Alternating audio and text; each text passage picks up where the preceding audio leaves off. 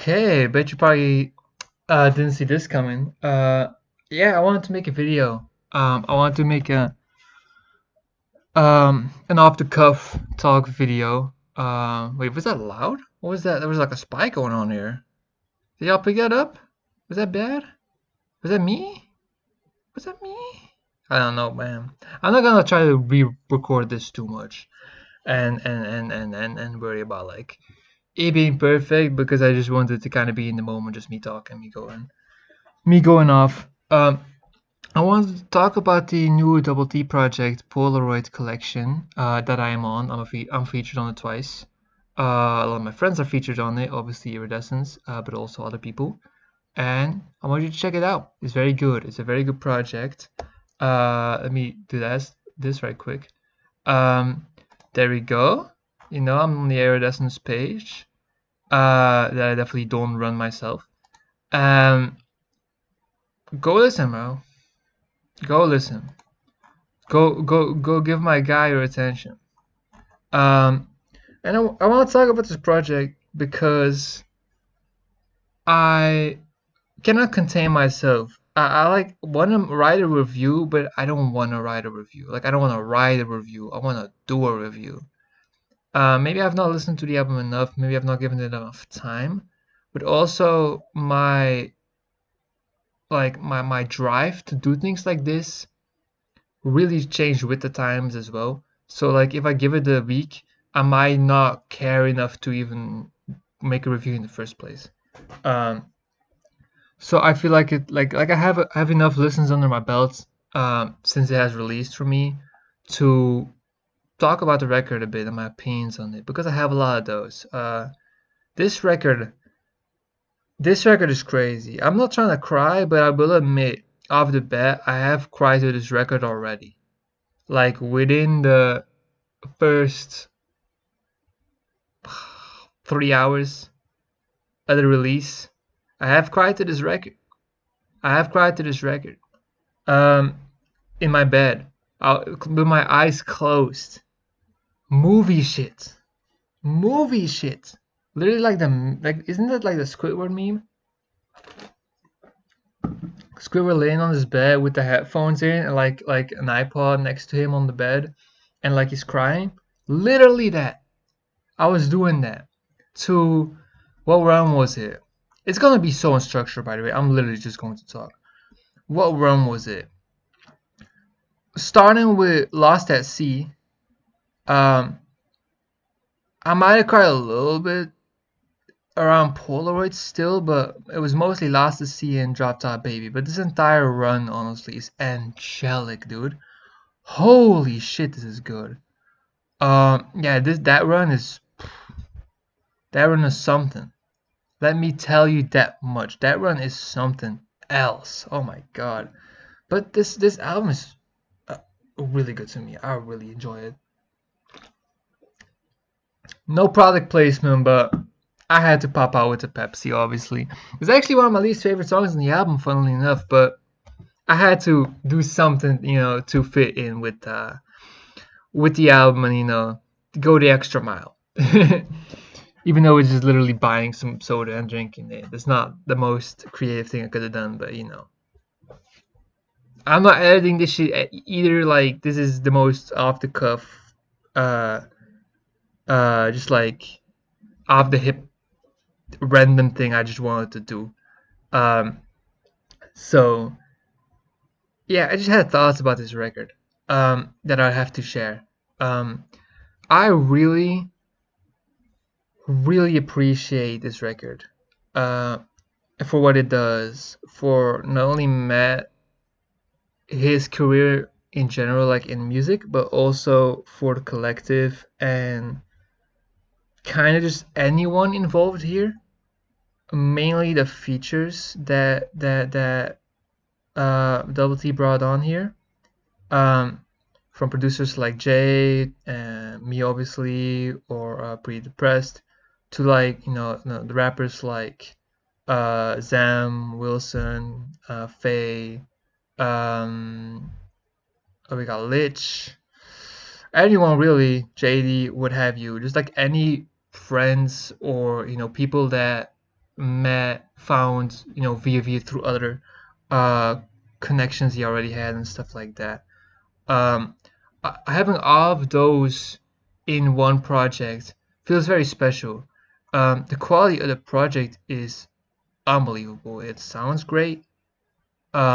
It has a great variety of different sounds going on. It does not get stale. It doesn't overstay its welcome. It is really a sight to behold. It is genuinely impressive.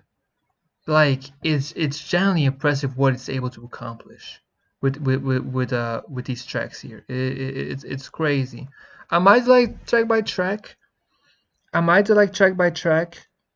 But I don't want to like just have it devolve into me listening to the album on camera and that's it.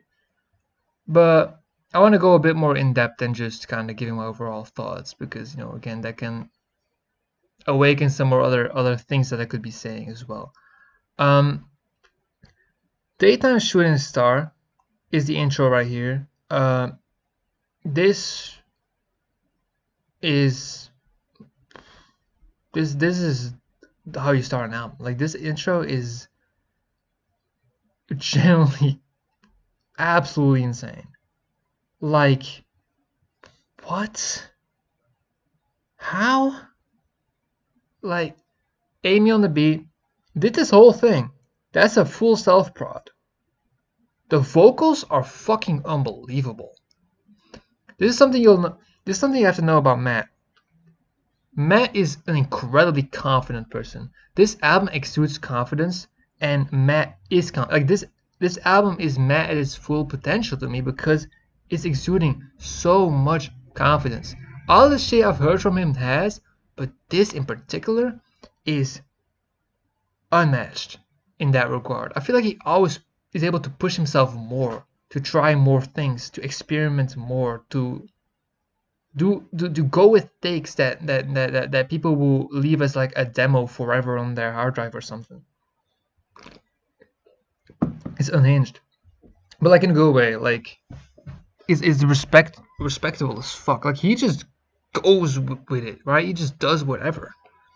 He just does whatever he feels like is gonna make for the most interesting track, and for the most honest sound he can put down. Like I don't even know how to describe it. It just feels like the way he sings, the way he just doesn't even give a fuck about how loud the shit is, the way like the vocals just clip. Like that could be a critique, but also like it kind of adds.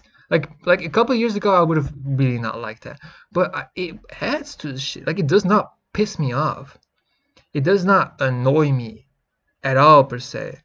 Like I'm perfectly fine with how these vocals sound, even if they're like too loud and they're clipping and whatnot.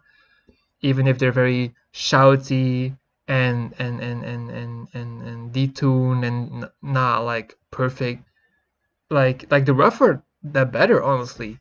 Like it gets to a point like of course you gotta balance it out a bit to make it to not go too extreme with it because then it might take me out of the track, but I don't think he does that at all. Like I still feel like he gives it his all. It's not restrained, but it's also not doing too much. It's great. The production, Amy, like this beat, incredibly simple, but like this is an intro beat. Like this is like a series beat.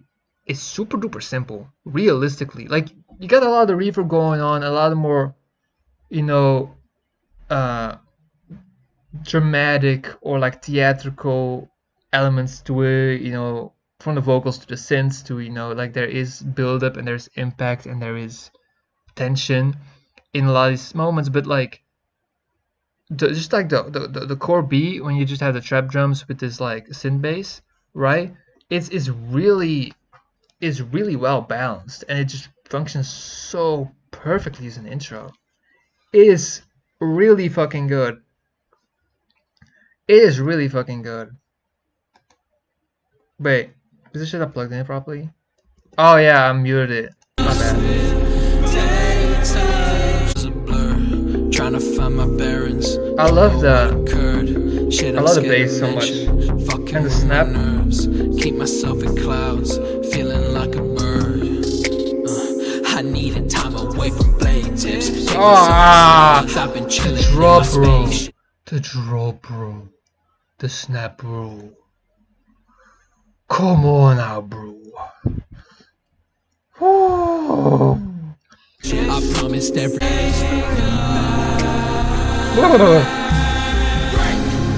The drums! I forgot about these. I forgot about these. These are crazy.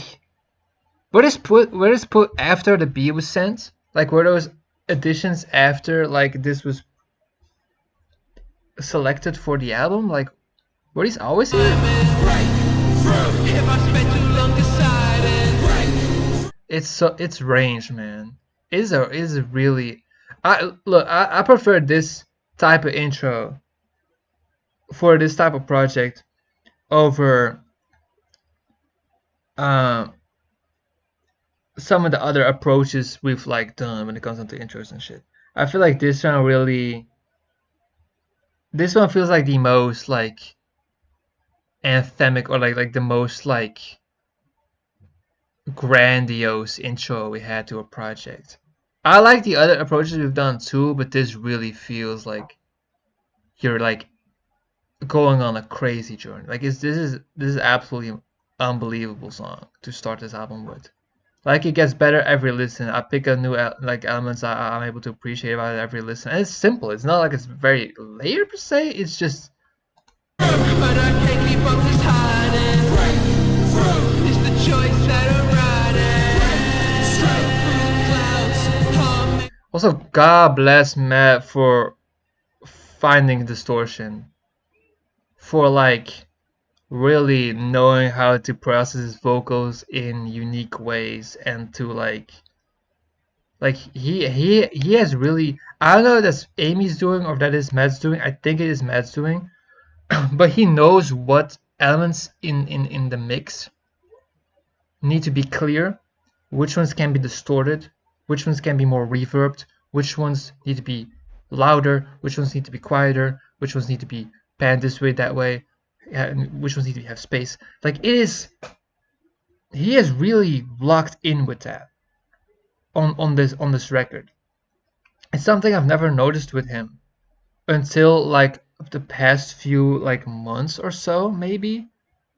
When it comes to like stuff he has sent me directly, like unreleased stuff, or like obviously with this project. Um, he is really like taking this shit serious. Like when it comes to Polar Collection as a name signals is going to be something similar to New Tape, where it's just like a collection of songs without really a lot of through line. It's just a very like sample platter type of approach. You know, you have a bit of this, a bit of that, and that is the case. But the difference between the tape and the Polar Collection, and this is gonna be crazy. This is gonna blow your mind, right? New tape, that second word is felt. It is. SoundCloud is lying. This is a mixtape, a tape that is mixed. Not as well mixed as this one, but it's a you know what I mean. So like it has less cohesion. It has less like it still has like intros and outros and cool little things that Matt does with the songs to not just have them be here's a song and then here's another song. Like there is a bit more to it, and like it is kind of feels like a prototype to this almost. But he really took the album title, like the concept, like the fact that this is an album, he took that seriously. Like people discuss like what should be considered an album, what should be considered a mixtape. This is something that can kind of like separate them, in my opinion. Like it really depends on how you want to present your work. Like I don't feel like there's a definitive answer to that bullshit, but he has really understood like how he wants an album to sound and how he wants like a mixtape or like a kind of like a collection of just like loosies and things like that. Like he knows how to really take the next steps to make something feel cohesive, even though it's kind of very similar in concept and the way it's assembled. Um,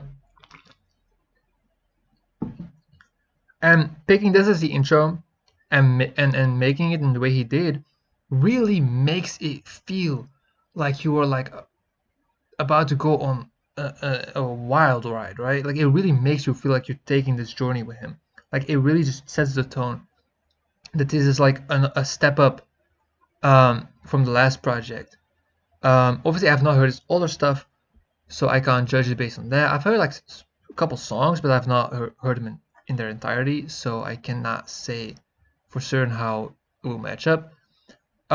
Based on what I've heard other people say in Iridescence or that have heard his older projects, I think they would probably agree that he has improved in a lot of aspects, which makes sense, you know, time and stuff.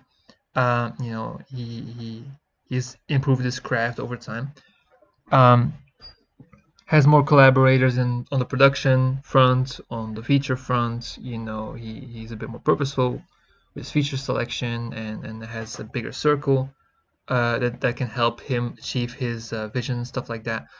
And those are obviously going to culminate into something better ultimately, you know, when those resources are used properly. And he really went above and beyond to do that. I really feel like he used the resources he had at his disposal and the connections to make something that really has impact, that really stays in your mind, that's really memorable. So I'm really, really, really proud of what he has accomplished. And this song is the fucking prime example of that. Now for something completely different. Petscop Reboot is probably the closest song to feeling like a shitpost, but not in the way you think it is. Not in the way you think it is. It's more in the concept of the song or the like inception of the song than it is the sound of the song. I don't care about the 808s. Like I don't think they suck. I think they're fire. But like I don't think they're like a shitposty thing, right? It's just fire. You've heard like the type of music that is being taken serious nowadays, as it should be taken serious because it's fucking fire. But like the type of 808s people are using now, the type of distortion and fucked up high frequencies they put in the 808s now, this is the sound. Like this is a sound. This is what people are respecting too. Like this is not just a meme thing anymore. This is not just like this is like real shit. Like Fantano is taking some like Too Slimy seriously because it deserves to. Like even though, you know, marketing wise and like a lot of shit nowadays is coded in irony and it's coded in like, you know, like it's just trying to portray your work in a way that makes it viral, right? Taking the piss with yourself, or you know, like diminishing like the artistic like intent by, you know, making jokes or like is this the new Kendrick Lamar, like shit like that, you know what I mean? Like you're kind of coding it in like irony and um like you're more so trying to just get attention so that people can hear it and consume the stuff than like just like respecting it, I guess. But like the music itself still deserves to be respected as music.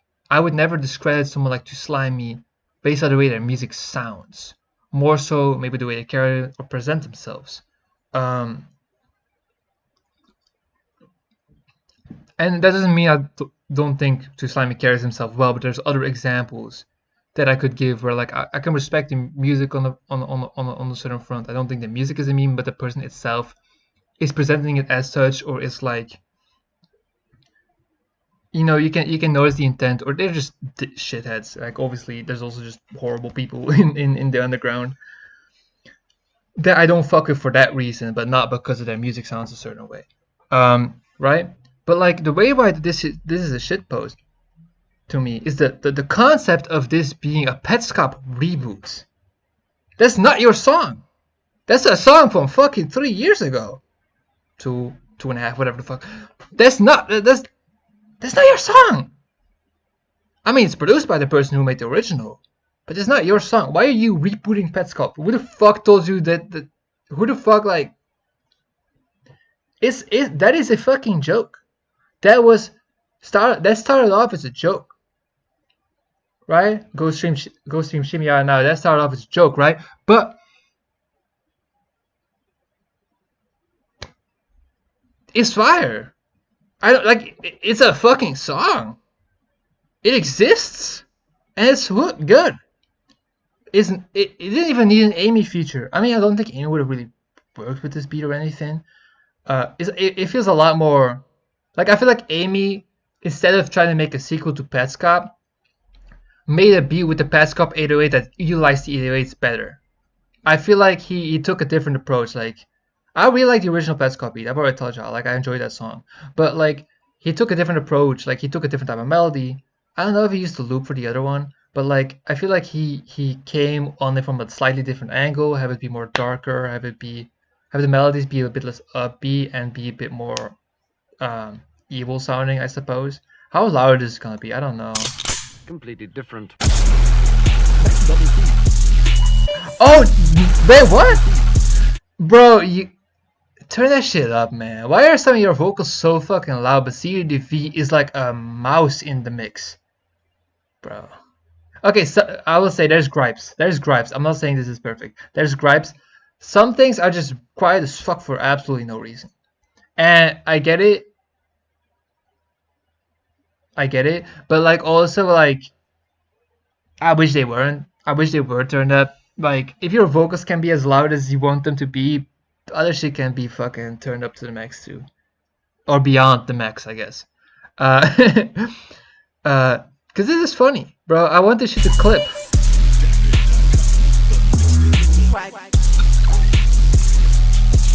Okay. Wait, where was Completely different. That's double T. Yeah, that's fucking awesome. That's also on Permanent Marker. But yeah, this song is fucking hard. Snap a pussy, call that Pesco? He does not know shit about Pesco, but he made it work, and that's also why I like it. It wasn't made because, like, it was purely made because he liked the song Pets Cop, and we were torturing 2IC with our love and our praise for Pets Cop, and just pissing him off, and it led to him wanting to legit make a song with the Pets Cop reboot beat that Amy made. I don't know if the beat was specifically made because of like this running joke of glazing that song, but like from one thing came another, and he legit just made this song and put it as a second track on this album. And is that Monty Python? I think it's Monty Python. I mean, I know the actor, but I don't know if it's from Monty Python. I forgot the name of the actor, but I definitely know who that is. Big part of my childhood. I used to consume my fair share of Monty Python skits and movies and shit as a kid. I guess that comes with being European. But yeah, I obviously enjoyed that. It does remind me of like the X-Men sponsorship segments, and I don't like X-Men anymore. But that's neither here nor there. I think that's a very funny transition. That goes so hard, and I didn't know it overlapped in the songs. I thought it was just at the end of the song. And now for something completely different. That is really smart. Actually, putting the gunshot and then having one part of the snippet be at the end of the first song, and then have the gunshot at the start of the next song, and then following the rest up, is that's such a small thing, but that's such amazing sequencing of that transition. I don't have much else to say about the song. The song speaks for itself. It's just a hard banger. We go to Difflam now. When it comes out to bangers, I'ma say this is my favorite one. I'ma just go out on a limb, right? I'm gonna go out on one of these. I might go out on one of these even. I might go out on a limb and say that is the best song of all time, or at least amongst the best songs of all time. It is amongst the leagues of Heroes by David Bowie, What the fuck is the name? Written by Natasha Bedingfield. It's up there, like around that level of quality, in my opinion. Um, we got Zam Wilson, Faye, um, delivering some of my favorite features on the record. The mixing is a bit inconsistent with how Matt's voice sounds on some of these. Particular the transition from like Matt's parts into like Sam is a bit rough, but the verses themselves are really fucking awesome. They go so hard. Holy shit. They go so hard. This beat, amazing. This beat is great. Great loop. Great loops from Kai Burns and Ashes, I guess. I'm Ash VS or Ashes. It's probably one of the two ways you can pronounce that. But yeah, the features, the production, all hard. Great idea. To make it a beat switch track, like amazing idea, honestly, to make it a beat switch track. It really works. Obviously that gives more space for the artists to do their thing. That allows different artists to have different beats that they are maybe more suited for or whatever. Obviously, it just makes the track stand out more amongst other bangers on this record. Yeah, the drums hit hard. Apparently, like most of the beats on this record that Amy produced were intended for other projects that Amy worked on. Which is nuts, because what the fuck were you gonna do with this? What the fuck were you gonna do with Difflam? Bro, no offense. You're fired. But bro.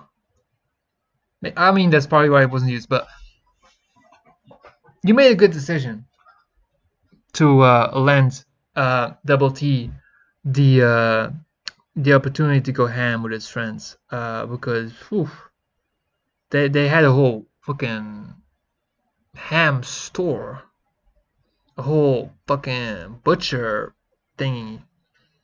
What I mean to say is that they did a good job. They played that part.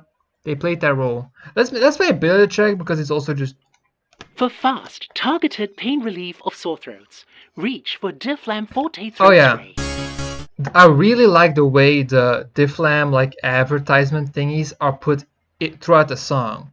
They come up at several points as like ways to transition to different sections, and that is very clever. Again, super smart sequencing of the songs, super smart arrangement. It is small, like it might seem like I'm glazing, but these are very important things. These are very important things. He made those decisions to make those songs be so much more engaging. Also, this is also just such a random thing, but this song is like under 2 minutes, and this like is like 4 minutes. I like that because you got like one super hard, albeit pretty monotone banger. Like it is what you hear is what you get, right? You hear this, and that's the song, right? There's nothing. There needs nothing more. This song doesn't need anything else. It just had the amazing transition from this intro into Pet's Cop reboot, but it doesn't need anything else because that's literally all you needed to do for that. And then we just get into like For fast, a more like targeted pain fleshed relief of out sore throats, banger. reach for Difflam Forte Throat Spray. Evil Empire, laughing all the way to the bank. I don't know whose tag that is. I think like Sam Wilson and Faye might be in like a collective or something, but I love that tag. It adds so much. It was probably just put on there because of the features, but it also just, I mean, it's literally, this is Double T's type of shit. This is the type of shit that Double T lives for. This is the type of shit that makes Double T's heart beat, his lungs inhale and exhale air, right? This is what makes his blood flow throughout his body. Fucking tags like that. And it's not quiet as fuck. That's also amazing. That's also amazing.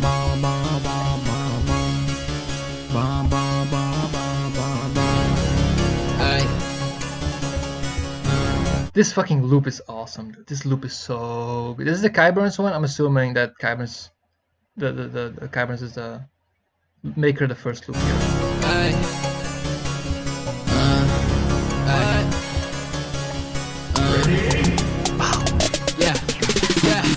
I be coming for them heads like a hitman. I be shining around my fist, know my wrist glam. I be tonguing down that bitch, ain't no kiss scabber. I'm all up in the floor like I'm different. I be coming for them heads like a hitman.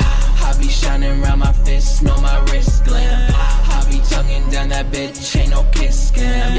And I'm all up in a fro like I'm different. I feel like the film teeth, the way these guns be biting me. I be punching out a thief, they'll catch I gotta play some of the features real quick. pirates. I'm heads like I don't broke. Like the man I am. I be coming for them heads like a hip glam. A fro flag. I pop out in the club, I'm in my fitness. Try to hit me for the work, just my own business. I've been smoking on some work that make a rich. You can't even fuck with me cause you some bitches. I'm rolling now, bitch, I'm really smoking now. Matt, you know what I'm about to do, right? You know what I'm about to do, right? Zem, more like Sam, cause this isn't this just how Cemetery sounds? Isn't this just how Cemetery's mixed? Like, I might have not heard enough Cemetery, but like, there's something about this delivery and like the way it sits in the mix, the way the effects stack up and engage with like the texture of the vocals. Like, it sounds like Cemetery to me. I'm not bullshitting, right? It sounds like that. Like I'm not tweaking. It's great.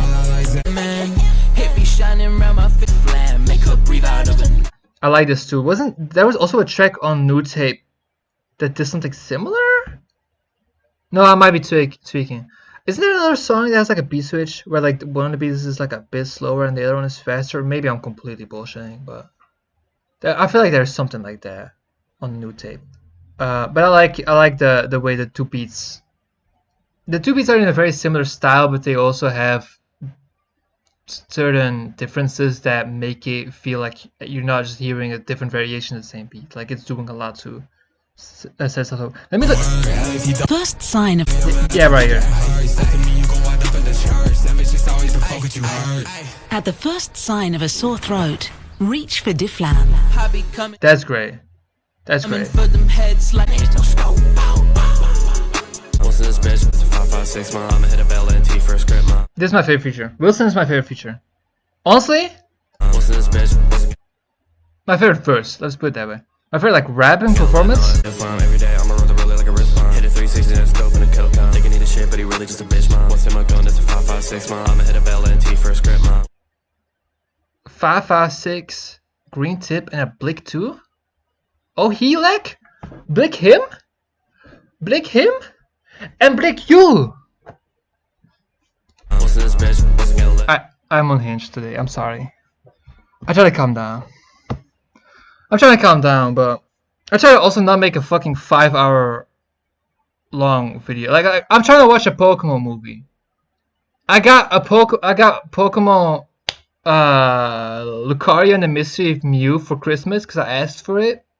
My aunt bought that for me for Christmas, and I'm trying to finally watch it because I haven't gotten around to it. So I don't want to have this take too long, but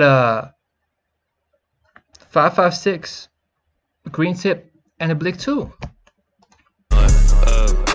Rocks up at my dresser. He said he on top. Ah! Told him Wilson better. LNTX, double TX, flare, I'll throw my setup. No, I don't think she really care for you because she giving head up.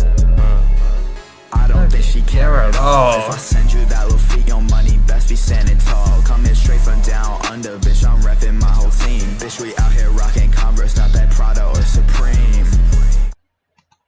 Cloudy's also. There's a couple of recurring features. Amy's twice on here. I forget that because he was on a single. But Amy's on it twice. Second's on here twice. I am, but like production. But Faye's also on here twice. Right? And I enjoy both of her performances. But yeah, I feel like this feature, probably my least favorite of the other ones, but I do really enjoy it. It does follow up Wilson very well. Like, it picks up from where Wilson left off, brings something new to the table with the inflection.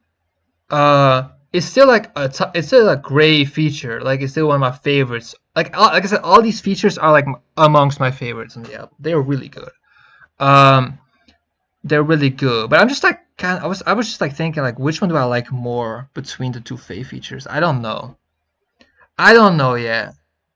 They're both really good. They're both really good. But I will say I like Difflam more as a song than Ice Cream Man. That is not a secret. So I must say that's probably what my. Like, I mean, I gotta judge based on the feature itself, though. I don't know. Fuck it. Speedo. Hey. Double T. How am I looking? Iridescence exclusive. How long have I been Amy on the recording? beat. Cool, 40 minutes. That's way too long for how far I'm in the album. I hit that hat trick. Whole freedom like I'm Greedo. I lit that matchstick. I blow on that green smoke. Don't like dramatics. They keep stealing incognito. I dip and lemons. Diving might need a speedo. With the box and skin feel like Lil Xan. But infiltrate, I got my shares like this dividends. I got the dumb fucks on my fucking tip again. My name is T, I be the man popping big things. Hotter than a lighter in deodorant. Okay, I'm gonna speed through it a little bit. I really enjoy this track. It feels like Amy's.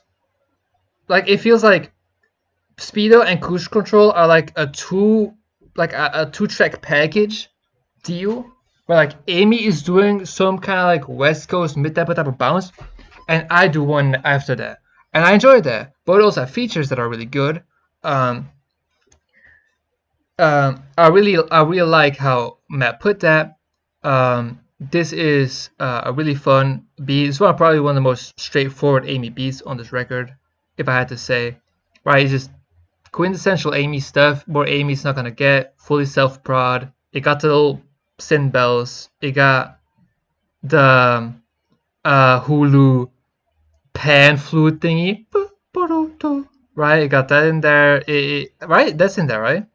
It's around the place around it cause it gets snuff. I'm going to Greedo. Rappers saying coat the clientele out while I Winnie. Shoes the way I sell in major cities. I forgot the name of that. Shout out to Lich, man. Lich seems like a really kind person. It's the only feature I think I've interacted with Juniper, but out of the features I only learned about because of Matt, Lich was like the first one to like reply to me when I told him how much I fuck with this shit. And Lich seems like a really nice person. I really enjoyed his verse too. He killed it. Yeah, I don't really have much to say. It's just an incredibly catchy, fun song, fun summery vibe. Just like Matt sounds happy.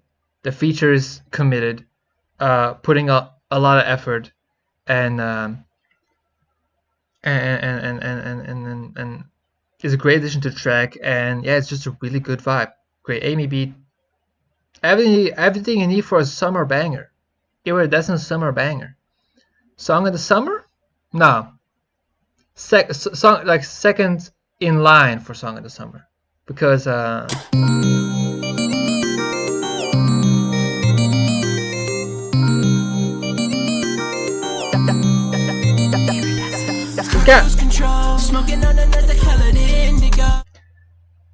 Glaze. This is one of my favorite songs in the album. I'm very proud of this one. It's the catchiest one. It has the catchiest feature. The catchiest because like I'ma get it to what did they say? I'ma get it to what were they getting up to? The mountains for sure. And then they got it to the beach. Ate the pussy like a peach. But I forgot the first thing of that. But I get it to the trees. Get it to the trees. I'ma get it to the mountains. I'ma get it to the beach. Eat a pussy like a peach. I think that's what it was. It's catchy, but I'm just ass at remembering shit off the top. Get up all around it, bitch, you know Now my beat, I'm a boy, you know, body do the ass like a leech. That's how I teach. Okay, but as I play, money must like on the leg, but you're not the same. Yeah, I just wanna ball. Oh yeah, my say tough. They wanna score, I just wanna ball. What is that? I don't wanna go. I don't want text. I don't for the street. Oh, I love this feature so much. It's so good. Oh my fucking god. Oh, this is my best placement. Up there. It could be bike. It could be bike. It could be bike, but it could be bike. No, it could be bike because I really love the melodies on that one. The melodies on that one are great. The melodies on that one are great. For the beat, right? I'm talking about the place. I mean, also second is awesome on it. But like, this one is just this. I swear this shit has 3 layers for the melody, and then like just really good drums, just really good drum programming. I don't even think it has hi-hats. I think it's all shakers. Maybe like a small hi-hat in there. Get up in my car, we get cruise control. Yeah. Cruise control. But it's like mostly shakers. It's pretty nicely done from me. Like, good job, Shmirko. You made something that is better than ass. No, but I love this beat. I love this beat a lot. I'm very proud of this. Matt is very fun on it. It's like one of his like most like upbeat performances on this record. I'm trying to speed a little bit through it because I've already wasted so much time just saying absolute nonsense, brain farts, brain rot bullshit. But yeah, I mean, I will say as much as I can about these tracks, but the amount of digressing I'm already doing is unfathomable. But hey, I think that's why people like me. I think people think I'm like funny or some shit. Like, I don't know. And just off the cuff, I'm weird, bro. My brain is just not wired properly. I love cruise control. I love that it exists. I wanna try to. I'm gonna just do what I do. Like, I'm gonna not change much about my thought process when it comes to beats. Like, I don't wanna chase shit. I don't wanna chase something, cause like you're gonna set yourself up for failure if you do that. I just like making beats. The beats that other people like get picked. They have a vision with it. They do what they have to do with it, or what they want to do with it, and then it gets released, and it can turn out like this, right? But yeah, there's something about this beat, but like this beat from me, and this track as a whole, that like it reassures me that I can make something that like honestly could have like hit potential, or that like has a certain quality threshold that's above maybe some of the more amateur approach I have to certain things within music. Like, I feel like it's probably like one of the most like polished things I have my name to that's out right now, and I like that. I enjoy that. When I listen to it, I'm like, this is just like really good. Like, this blends in so well with this record, and I was a bit worried about my placements because of that. But yeah, I'm very proud of this one. And again, not to just completely be self-centered about my discussion around this record, I think the feature is amazing. I think Double T is a great job. Both Juniper and a Double T deliver exactly what they need to. Yeah, shout out to Juniper. I mean, I'm constantly talking about Matt in this video anyway, so like, goes without saying that, we got shout out to him too. How is the lighting looking? Yeah, it's dark as fuck. I was about to say. This is too light though. Oh, fuck my tin. I forgot my tin. Wait. Yeah. I gotta kind of keep in mind that it gets dark. The sun goes down and the moon goes up, and other words that are in that T-Pain song that I was trying to quote, but I forgot. That's like one of my favorite songs back in the day. The blunts go round and everybody's saying something. I don't know. They're saying something. They're doing things. It's a party and weed is going around. Probably some alcohol as well. And they're dancing to T-Pain, as one should do. Now let's get to these let's get to these singles right here.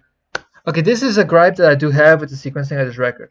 There's a couple of gripes, but like a lot of stuff I can excuse because honestly it makes the record more exciting. Like not everything has to be like the most like calculated shit. Sometimes certain juxtapositions or certain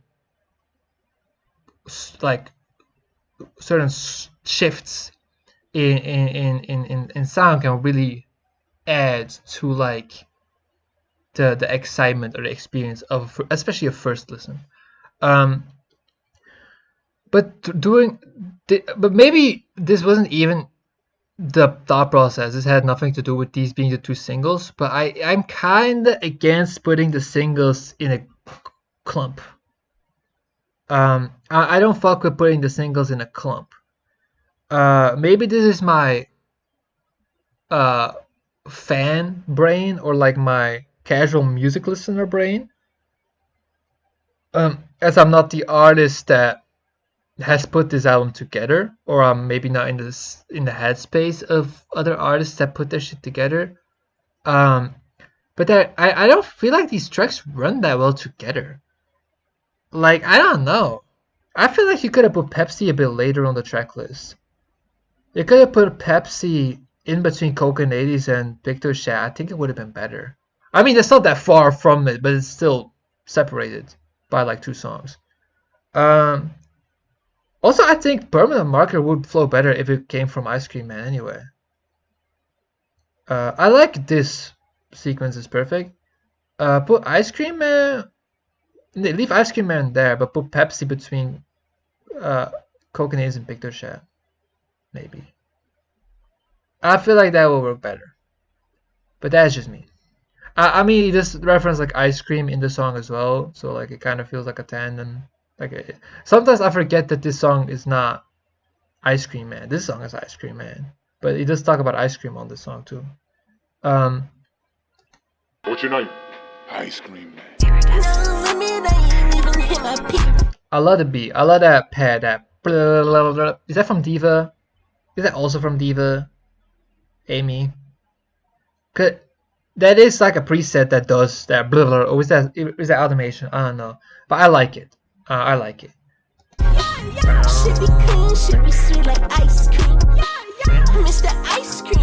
feel like I've heard it before in the plugin. Honestly, I really like this beat. I like the drums. I like when people use that rim shot that you see a lot in plugin B as like the main snare or like the main rim sound of a beat. Right, like here. Oh, I literally.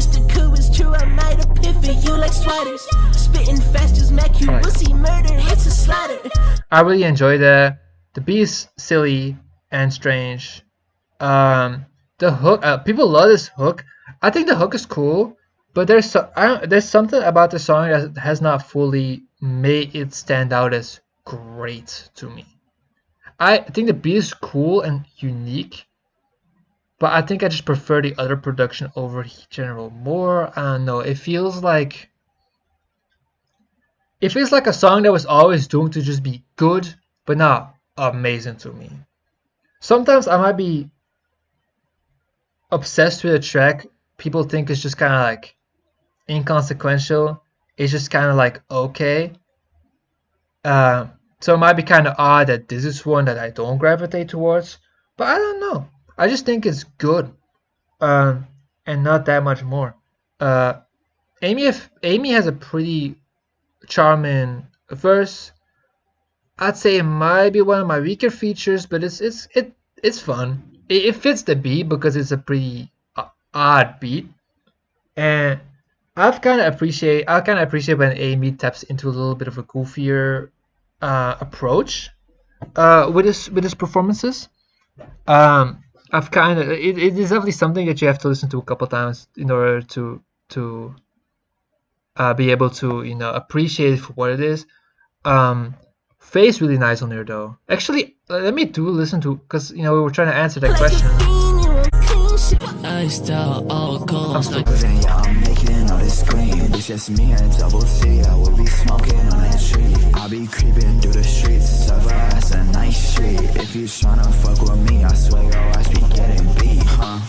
I got my girl and she with me for life. No, I be treating her right. Once a girl bitch. I like the verse, but I will say the verse on Def Leppard is better. Also, the mixing on here is actually kind of it is kind of a weird juxtaposition between the other verses on here.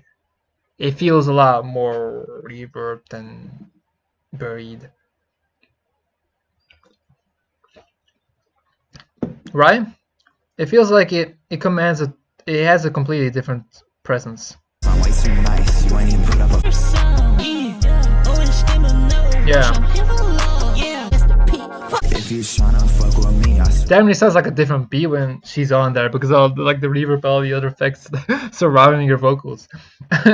But it's a cool song. It's fun. It's one like if you'd say like that's one of my favorites. I think it's a really fun song. Like I totally get it. But it's probably like gonna be one of my least favorites. All things considering. Pepsi,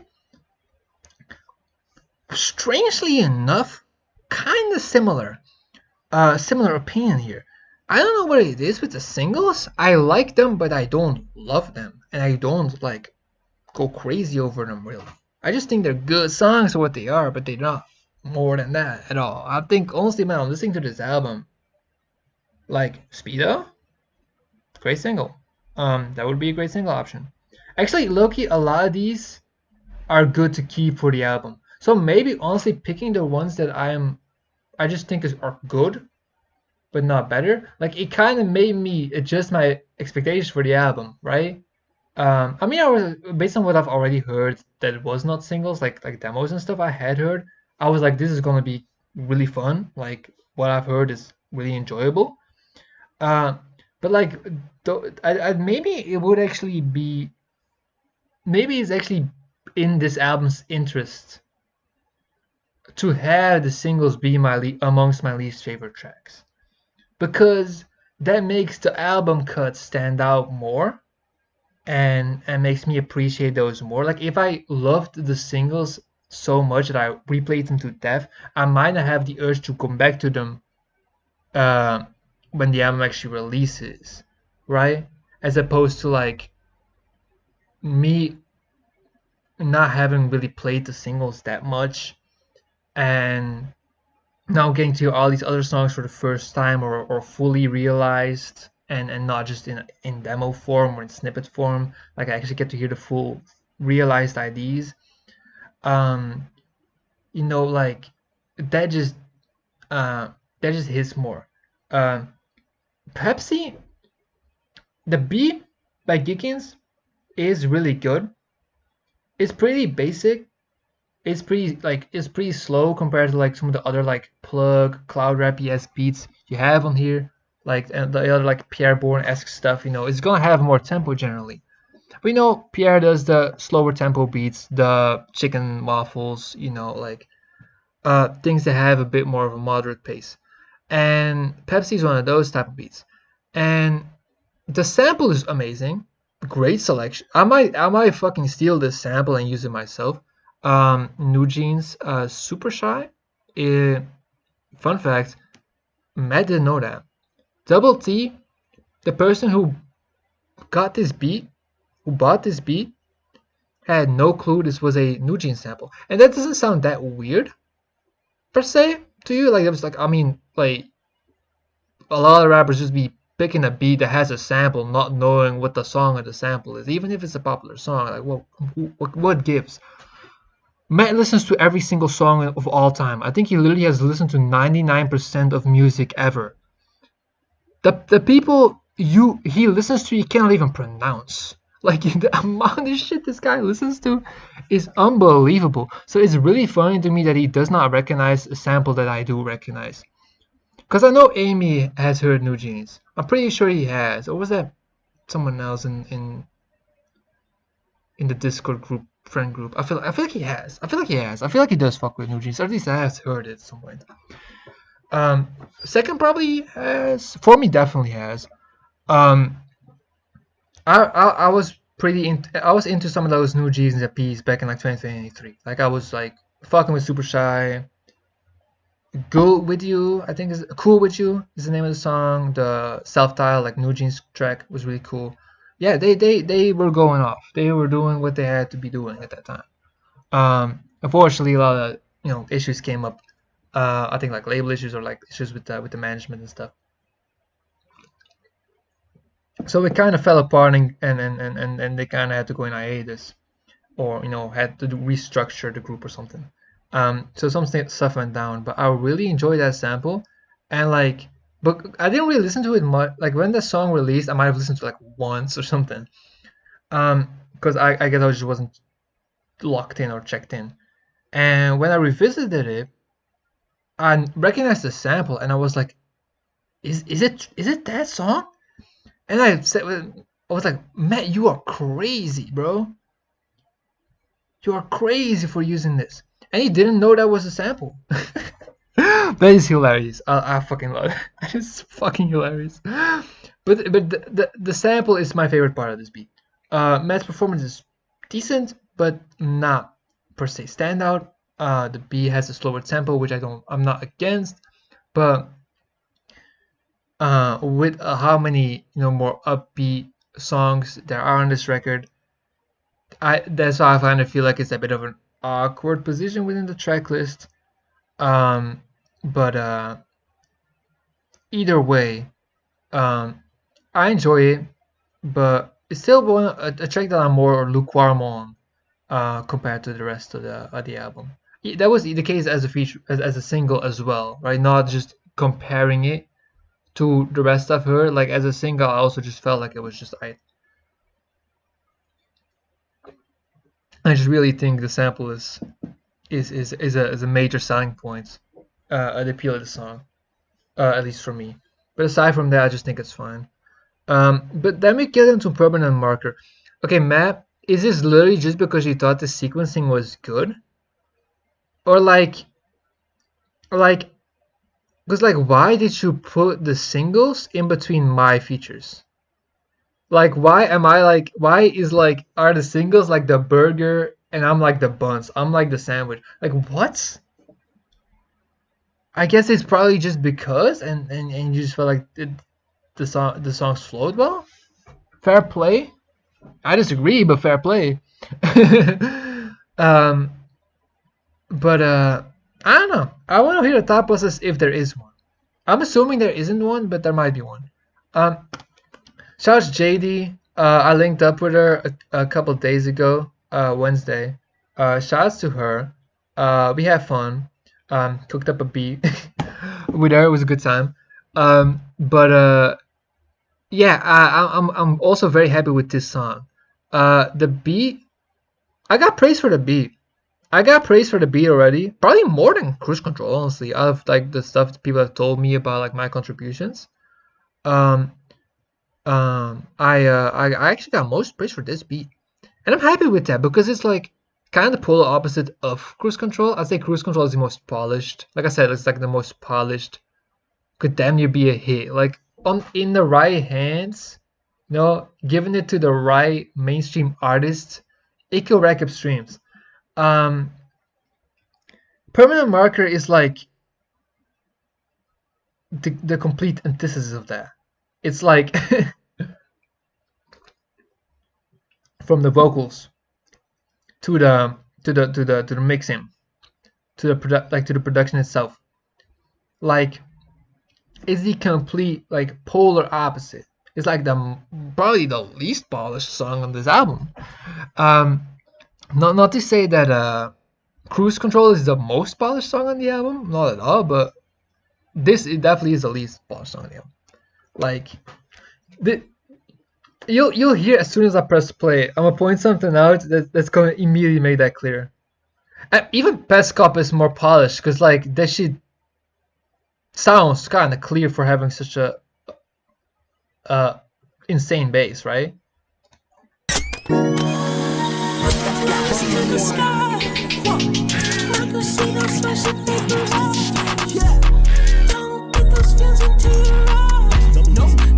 That's double T. Double T. That's double T again. CCTV again. Quiet again. The fucking dead pip. I didn't even know there was dead pip again.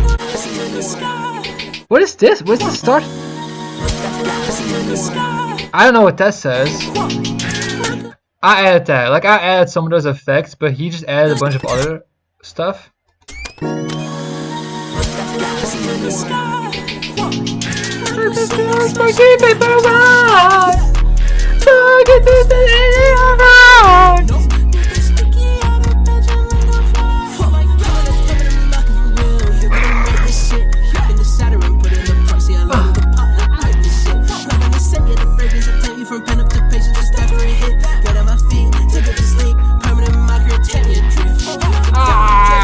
She run up the papers with best kind of flavors.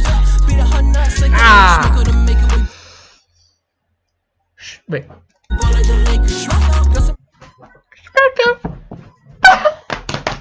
This song is fucking insane. This song is fucking insane. This beat is very.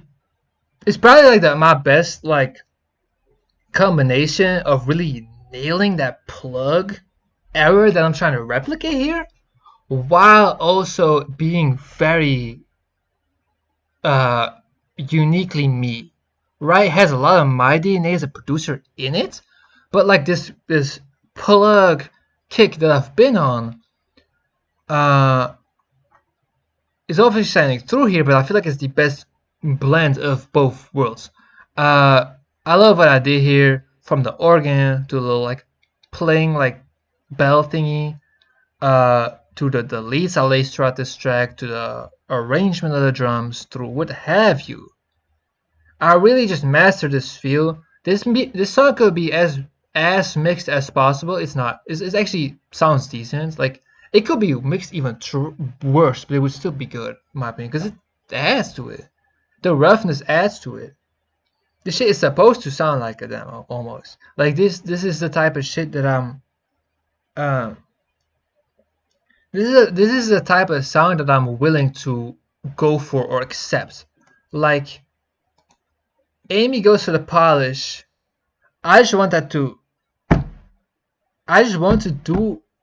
my music to do what it does, right?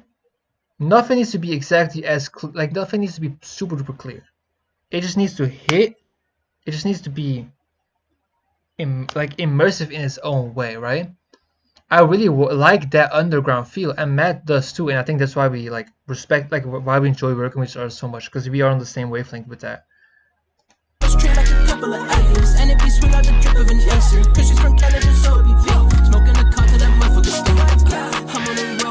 Jade is really fun on here. That's a way, time, yeah, that's my dream. I can sing music too loud. We're reaching the stars. Don't open up the doors. Leaving the car. Living that vision war. Couple lighters to the sky. Double T and music getting high. Yeah. That's actually an Amy FM sound effect, no? Like that.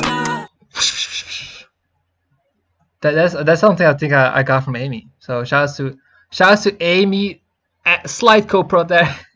That's just a sound effect I got from one of his kids. I think.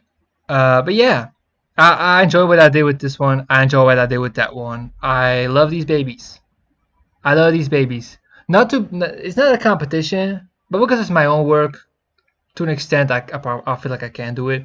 I enjoyed these significantly more than the stuff I've done on New Tape. I enjoy my contributions to New Tape, but I do feel like they stand out more in a way I don't really like anymore. I feel like it's not like they don't match up with the rest of the production. I feel like I have a type of sound, especially at the time I was making those beats, that just kind of feels like it's clear that those beats were sourced from they came from somewhere else, right? They didn't come. I mean, one of them was a type beat, initially. One of them is like on my type beat channel and whatnot. Like it was for sale.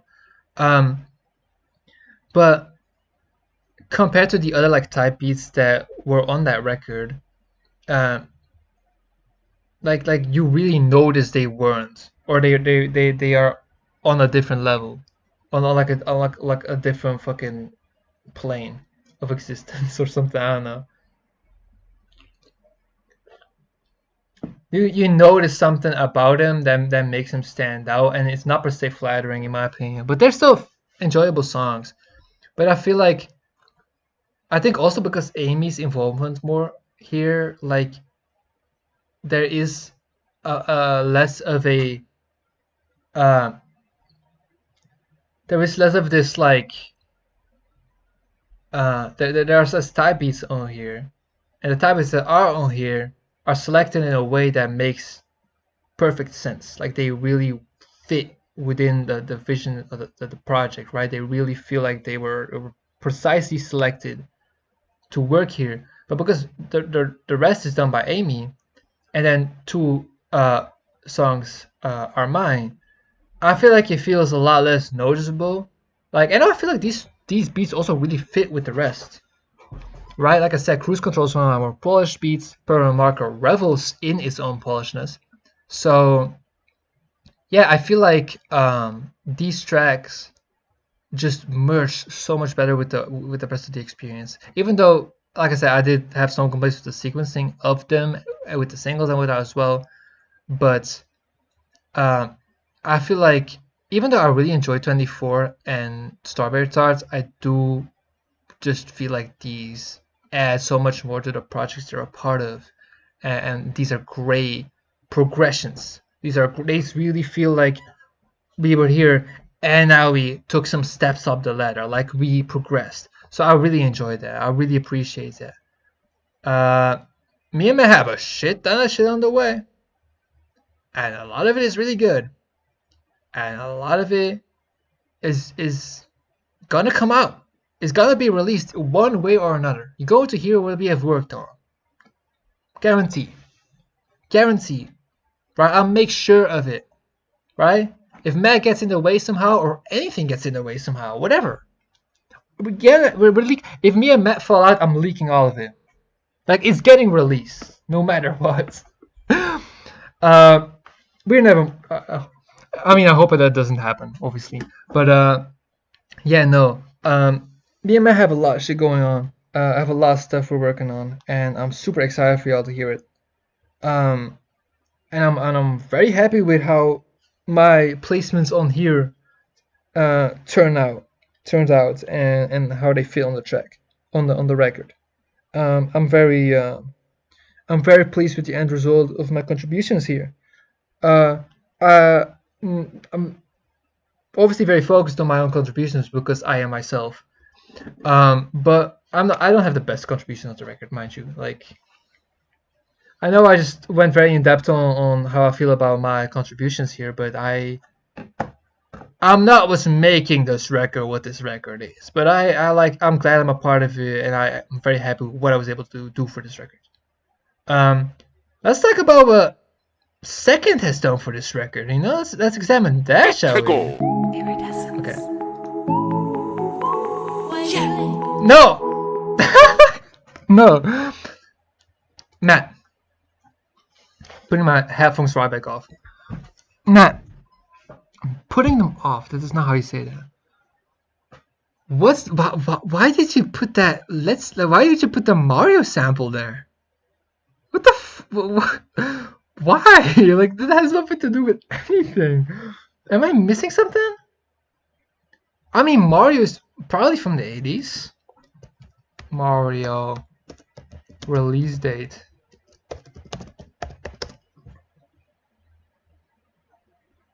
Yeah. That seems like the 80s, alright. That's so strange. You could have literally something that came out in the 80s. No AI, fuck you. Rolling Stone, what are you talking about, man? What are you talking about, man? E.T.? You could have done like E.T. Phone Home or something like that. If it just has to be from the 80s, I guess. Why is that there? I'm sorry, I just don't get it. It's funny, but like, what the fuck does that add to the song? It's also so short. Like, it's not even like it's before the song even starts. That feels like the most random ass pull addition to this album sequencing. I don't know why it's there, but anyway, I just wanted to do that because I don't get it. Is Mario a cokehead? Amy, make one of those bloopers again where like Mario does coke. Some shit. Got ding and texting my phone. Can't talk, I'm with my baby. Sun kissed her dummy, I know. Skin white like coke in 80s. Come and punch out, whips get blown. See Lois said green go crazy. Say don't shit, think that you won. Sniff that like coke in 80s. Go wet like christening. Scream to God, grease how we sizzling. Sweat dripping, skin it glisten. Grande big switching positions. I definitely fucked up those lyrics. I was trying to sing along, but I do not know the lyrics to the song very well. I like this one. I like this one. Why?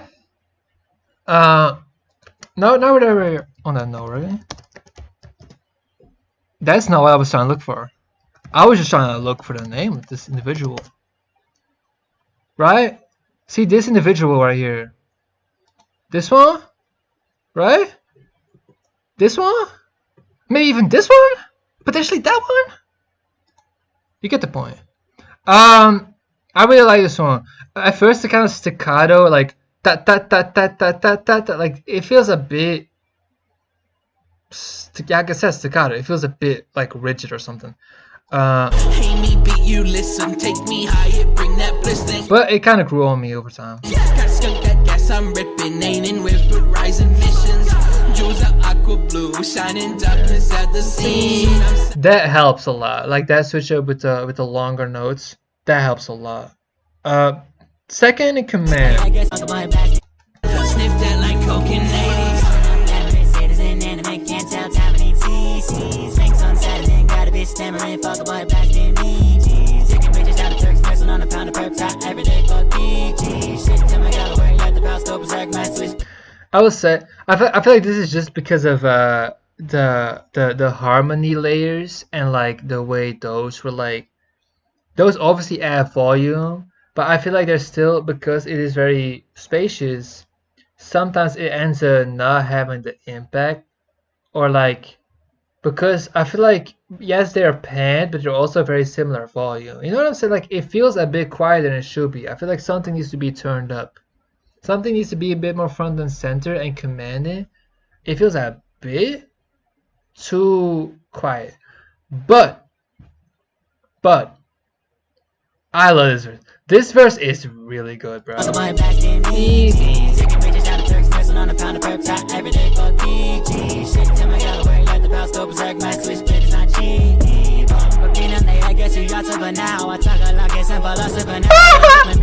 That flow is fucking. But no. We're not going back in time. We're not going back in time. We're not going back to the past. That flow, dude. What? Got to the crown, too passive corona, and that settled down. And now it's like 50 cola, tryna get my dog spoiled like Christy. No, mine's red, so I put a black bit below. Make a top 10, let's go. Let's go.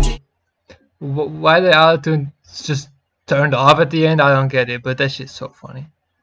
I know that was intentional, but it's so funny. That's not even a criticism. It doesn't even try to put you on blast. That is just that adds. It's really fun. Yeah, bro. Oh man, I'm already exhausted, man. It's gonna be like midnight by the time I'm done with this. But this is really fun. This is a really fun song. Yeah, I really enjoy this one. Yeah, I'm very happy with what Second contributed here. Definitely a top tier feature from him. Also, it feels like the first feature in a cool while that feels like Second has a lot more presence on it than Second doesn't have a lot of presence on Orchids, And I mean, the last thing was then like Shiva, right? Like the on streaming that at least. So like, at least that I know of like features and stuff. So like, obviously it's not like that much to go off of, but I feel like it's been a while since I've heard second on someone else's track with a verse this long, and a really good one at that. I really enjoyed this one. Next, Picto Chat.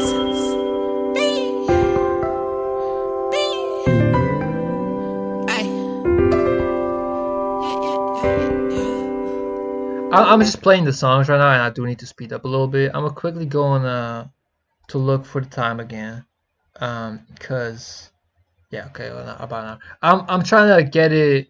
I'm definitely not trying to hit 3 hours. That's ridiculous. But I'm trying to get in. I'm trying to not waste too much time anymore. But I enjoy this one a lot. I really enjoyed this as a demo when I first heard it. That was before Amy got added. But I really like. At first I was like, this beat kind of odd. Obviously I get what it's going for. I don't know if it's actually a sample from like a DS menu or something, or if it's just like made to sound like that. But because I cannot recall like exactly. It might be like Wii, it might be some Nintendo menu thing. I cannot really remember. I mean, I remember some kinda. I mean, I know a lot of them are really good, but like I'm just saying, like I can't place this one, this melody in particular. But there's some weird shit going on with this melody, but I really enjoy it. It's another one that's a bit slower in tempo, but I feel like I like it more than Passy. What? Picto Chat. Matt sounds perfect on this beat. I think that's also a thing. Matt's delivery on this maybe leaves a little less to be desired. I feel like this track has a more upbeat feeling to it while being a slower tempo than some of the other tracks on here.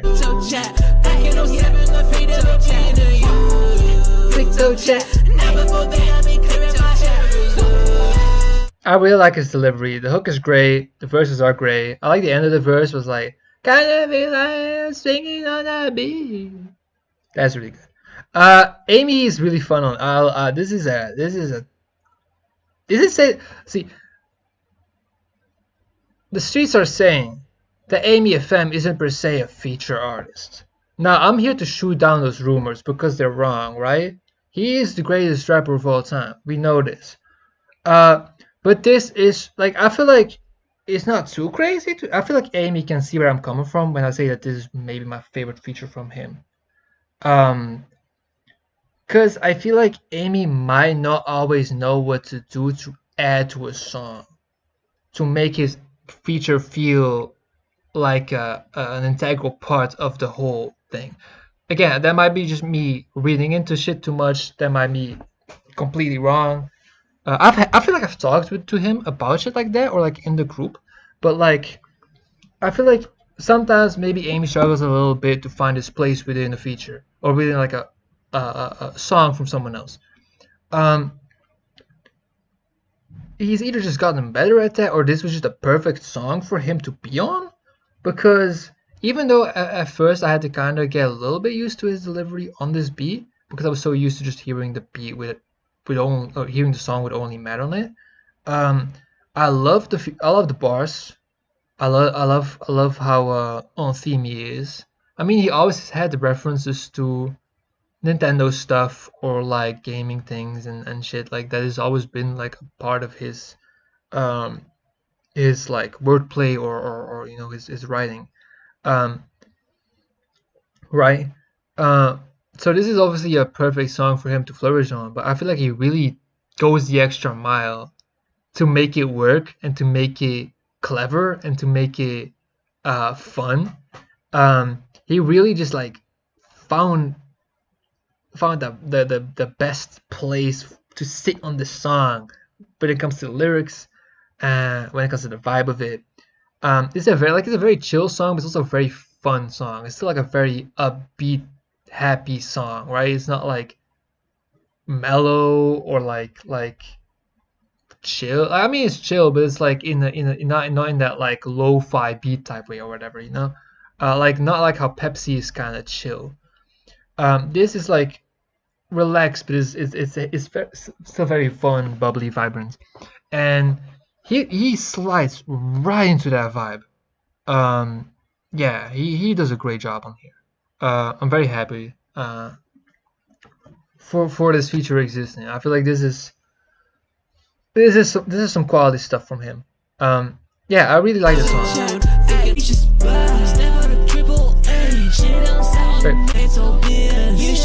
Anyway.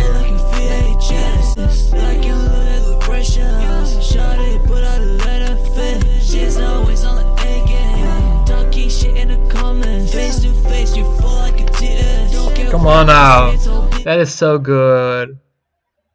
That is so good. It's basic, but it's just clever, right? It's not like I keep my circle small like a mini mushroom or whatever.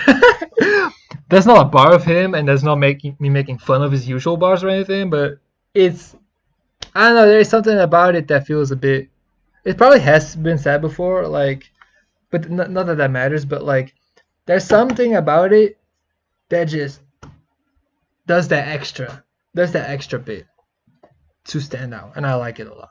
I really like what he did here, man. Yeah, shout outs to Amy for his feature there. Shout outs to Matt for the 5 billionth time. And shout outs to Fee as well. I think that is a Type B producer that Double T bought the beat for Pass T Controller for. Pass T Controller is my favorite song on New Tape, and one of my favorite Double T songs. So I'm very happy that Matt decided to get some more beats from Fidia. I've heard that Matt said that Fidia has retired from making beats or like making these type of plug beats or these type of floaty beats, which is unfortunate because I really enjoyed them. I really enjoyed them. I wish them best in their future endeavors, I suppose. But yeah, I really enjoy Pass the Controller. I really enjoy Picture Chat. Makes sense that these are the same producers, obviously. And Polaroid, we'll get to it. We'll get to Polaroid. But yeah, let's get to good old days in the rear view. Also, this is interesting. Picture Chat is a very light, airy, but fun and charming song. But it'll transcend in like this fucked up, right? Boom, fucked up. And then we get to this, right? The signature tag of J, DMK, the sound of rain, the sound of a storm. I think that's his shit. I feel like I've heard that on multiple of the songs. I might be wrong, but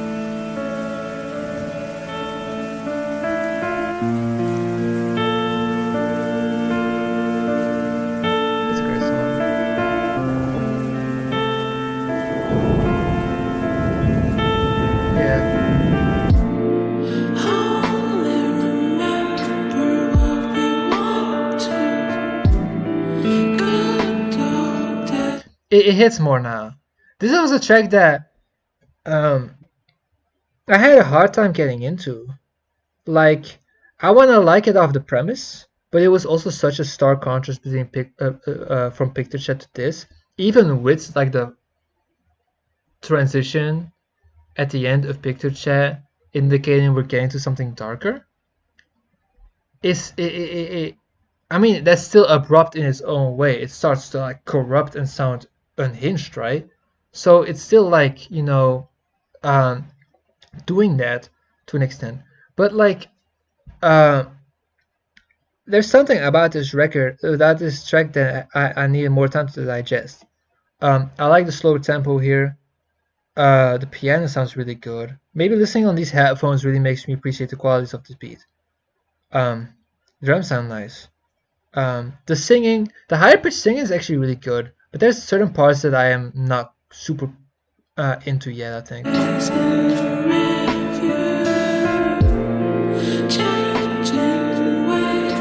I think it's like later on, maybe.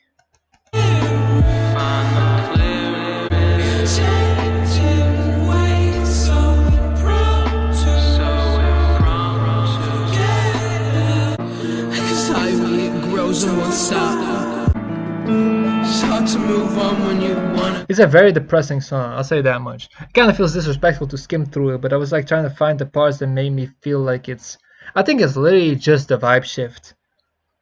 It's not just that it's a more slow, like it's a more like serious song. It's also just incredibly bleak almost. Like it is super vulnerable. And it's like the complete opposite vibe of Picture Chat. It's a very bold decision to put those two back to back. And I like the song as is. Maybe I will say the sequencing might kind of like make it a bit harder for me to get into the song. Maybe this was a track I had to be eased into a bit more. However, I think that funnily enough, this song kind of eases me into the next song. So on the other hand, that actually does make it a good placement for this track. It's more just Picture Chat being the one that precedes it, rather than where Good Old Days in River sits in relation to other songs. It's really more Picture Chat's fault there. But on the other hand, I respect the vision for deciding to do it like that. If there was a specific reason for making that decision, I would also like to hear it. But either way, if it's just juxtaposition being the reason, or just there was no other way, Matt felt like this album could have fit together. That's fine and understandable as is. Honestly, I don't need like an extra grander explanation for why. But or like to kind of measure how I feel about it or how I should be judging it, right? It's not wrong, right? It's not like bad. When it comes down to that sequencing, a decision. But I'm still curious about like what if there is a further thought process to it. But yeah, it is a good song. I just feel like I would say there's other tracks that are emotional that connect to me more. And obviously I'm gonna return to the songs that are more upbeat or are just bangers because they're fun to listen to. This one is a lot more emotional. This will be one that I'm never skipping anything on this record, mind you. I kind of stopped skipping shit anyway. Like I'll just tune out shit I don't really fuck with instead of like clicking skip. But it's definitely like, oh no, ranking is not gonna rank high, but that doesn't mean it's not still a great song. Because like a lot of high pitched vocals are actually really good. Like in the beginning here, they sounded really nice. The verses are good too, I believe. I just need more time to really flesh out my opinion on this.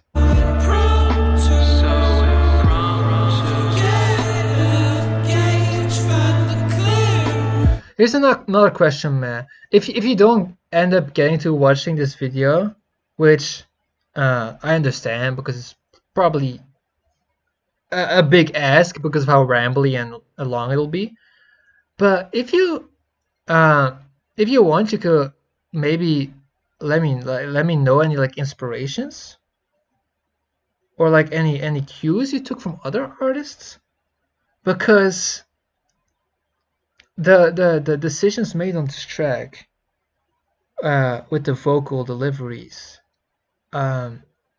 is really interesting, because some of this is kind of more spoken or very low energy.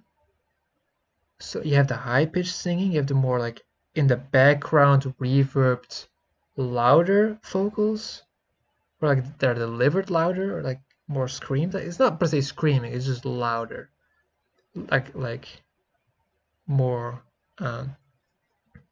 emotional deliveries. Like the blend of different deliveries, it feels like it's sourced from something. You might have just had this that might have just been what you came up with no further inspirations or anything. But I don't know. I feel like, if you know someone who makes music like this, maybe send me some songs or some albums I should check out. Maybe they can kind of give me some more appreciation for this song. Jay, by the way, great production. I say that, great production. I've heard some other shit from him. I'd say I fuck with more, but like for what this is, really good shit. Yeah, I think that's all I have to say about this record so far. I'll try to listen to it or I'll try to pay more attention to it when on future re-listens to see how I feel about it. But yeah, for the time being, it's a bit conflicting, but I do still think it does a lot of things really well. Lost at Sea, though. Let's get to that one. More Foley sounds, more like like ambient environment sounds.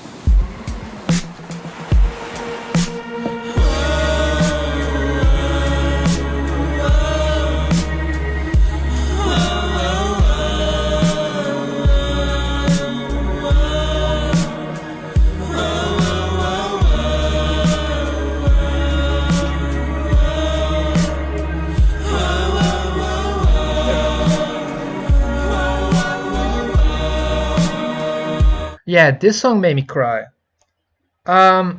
This dream pop type of beat, My Bloody Valentine-esque, is one of your most legendary type beat pulls I've ever heard. This is ridiculous. How do you find these? I guess you just really keep the best ones to use. Like, I feel like that's probably the best thing you can do. Try to get type beats that you cannot get from someone else. Like any type beats you're probably not going to get from me and Amy, or For Me Now, or Second, or any other producers you work with. Like I don't know if anyone can nail a fucking dream pop, kind of like shoegaze-esque type of beat like this. I don't know. It sounds very authentic. It's unbelievable. And what you do with it, the vocals here, even though they're very off kilter or like very uncontrolled, and I don't know the right words for it because I'm not like a vocal expert, but like obviously you sing in a very, like I always talked about your confidence, you sing in a very confident way, right? You like that roughness, you like that amateur. I don't like that you use that word as a descriptor. That kind of that feels like very diminishing, like the meaning, and that's not what it's intended to be used as. Because that can be aesthetic, amateuristic, like indie shit can be an aesthetic, but indie has already kind of taken on a different term, so I don't really exactly know how to describe it. But your way of delivering these vocals is a really, really beautiful blend with this production.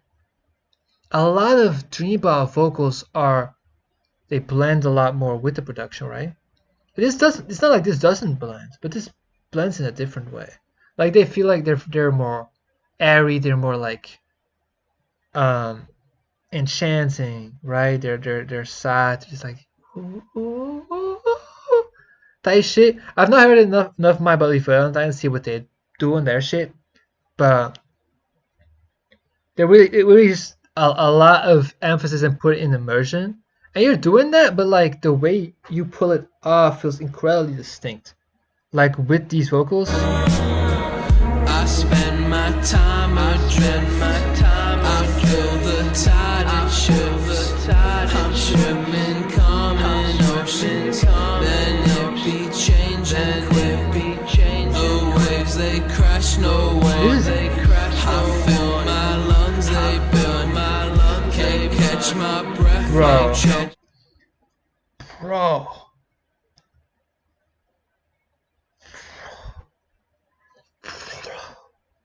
What? Oh my god. I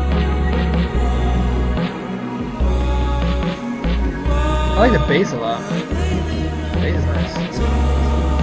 I The mixing is also like I want to let you know, like, how is this mixed? Is this literally you just rapping over like a single wave file? Did you have the stems? Did you send this to someone to get mixed? Did you do it yourself?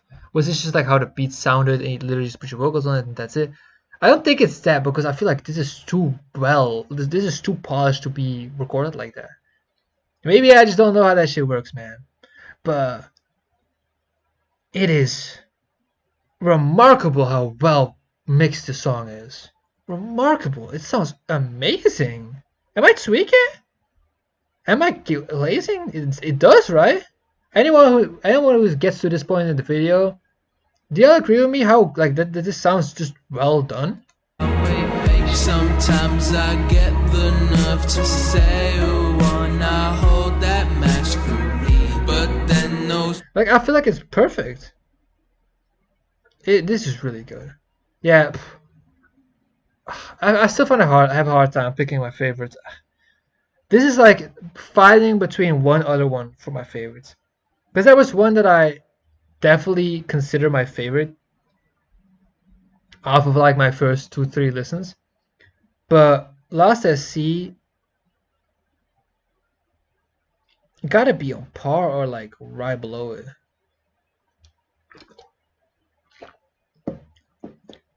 But yeah, this is like the cry segment. Like, this is where I started crying, and like I might have cried a little bit to Polar. I can't remember, because legit it like I don't know what really. I mean, I can like, it was like, I'm not trying to get too into personal stuff and personal like issues that might have caused me to cry when like listening to these songs. But like, I was also just like, I think I was also just like in my state. I was like finding solace in my friends and like the people I work with, I make music with and talk to almost daily, right? From second to Amy to Matt to Formy to anyone else on this record that I have frequent interactions with, JD, for example, Jay. Like, I was just thinking about, like, I'm so fucking blessed to have a way I can connect with people that are understanding, that are like-minded, that have similar interests, that are this driven. It helps me really like cope with a lot of struggles that I go through. So I'm like I'm very grateful for the connections that I've made with this music shit. And like, I was just thinking about that, like, around like these tracks, like, damn, my friends are talented. Damn, I wouldn't be shit without them. Oh my god. That I just kind of burst out in tears. Yeah. This is also just like a fucking run designed to make people cry.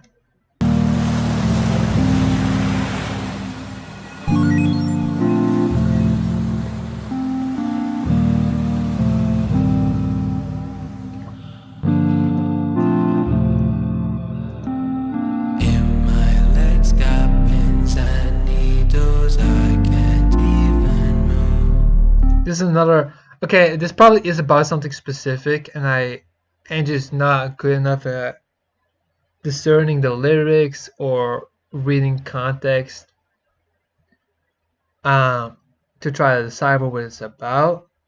But it's another very beautiful song. This is one of those, build up Amy FM drumless type of beats, and it gets used as an interlude, right? Which makes sense. I think that makes sense a lot.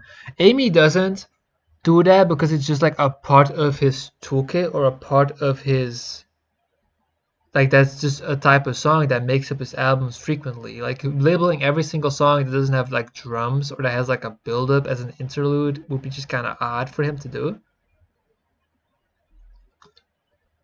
But in this, it functions very well as an interlude. It works very well as a standalone track too, but I understand why it's gotten the interlude like part of the name. It's just another track that kind of builds up, and the vocals sound again very good.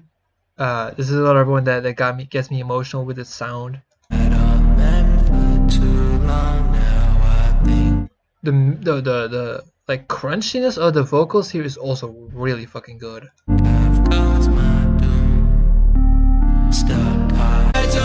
Yeah. So good, bro.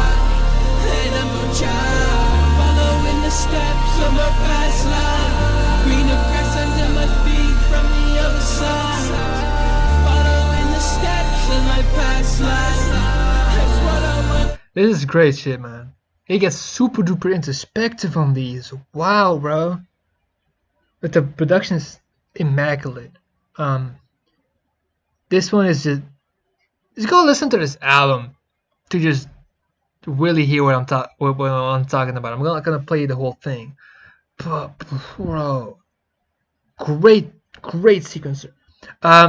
Great sequence. Yeah, awesome, amazing. Back to Earth 2 is so interesting to put here. I think it might have been because to kind of break up the more emotional songs, to not have it be too bad. It's also a callback to his earlier music, right? Back to Earth was a song on Palm Top Tiger, I believe. So this is like a sequel to that. And I think that like this is probably also like a section that kind of, you know, good old days in the rear view. He's talking about his past. He's talking about moving on from things.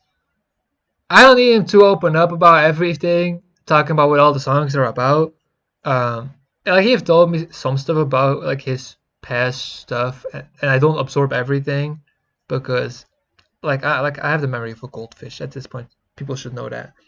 But I think it may be cool to have like a sequel and also a more uplifting, confident sounding song.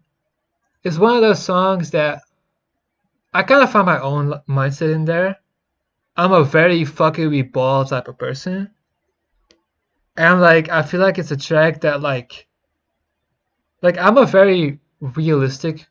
I try to be as realistic as I can be and not lie to myself or, you know, try to portray things like better than they are.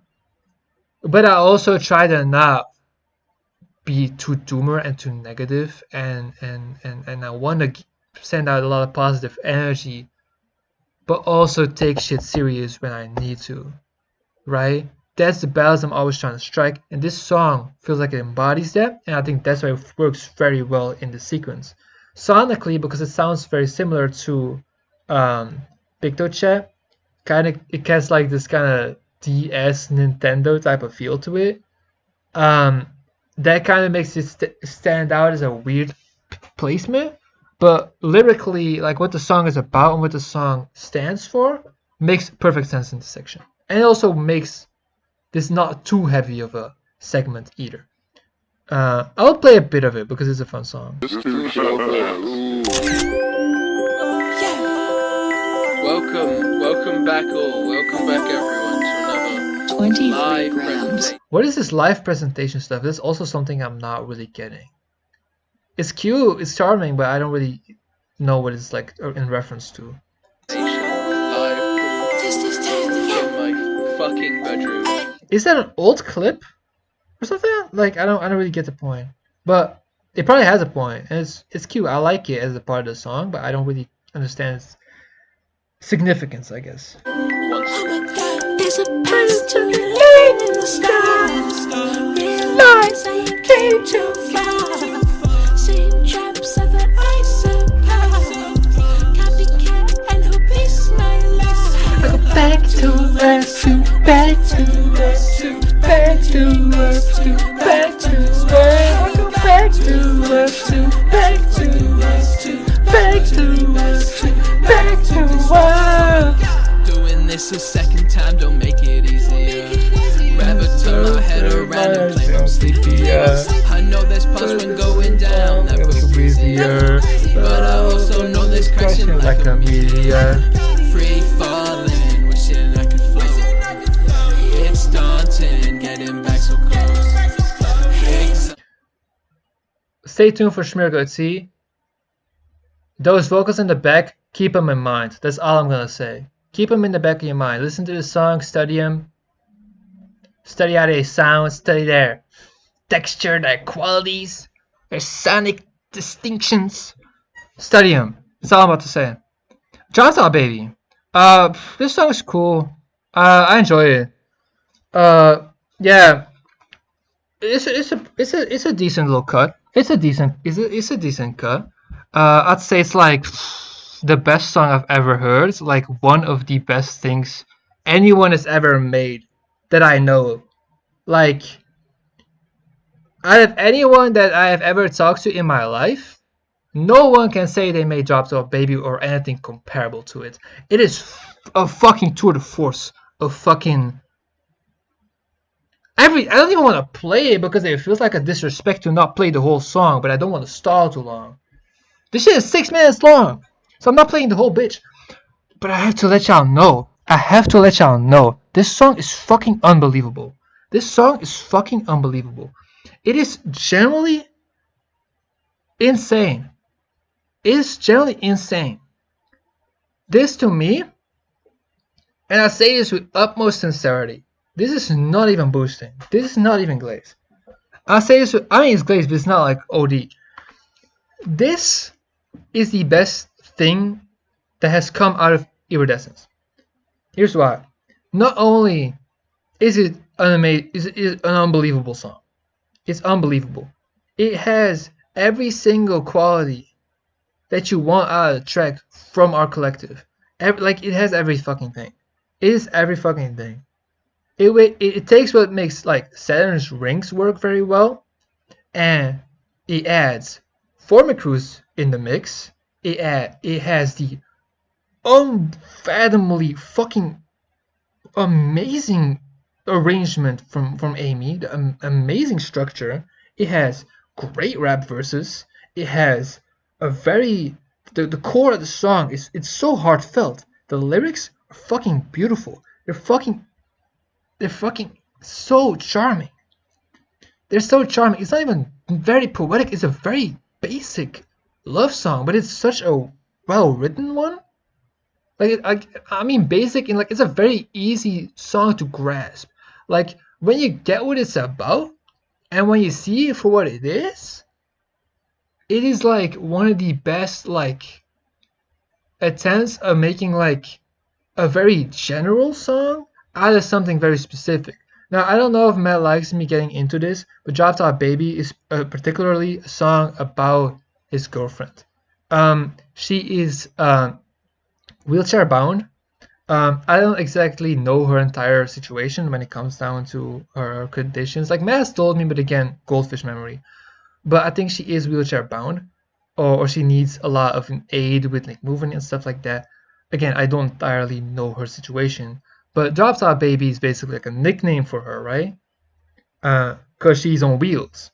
It is hilarious as a concept. Like it's funny, but it's like incredibly adorable too, right?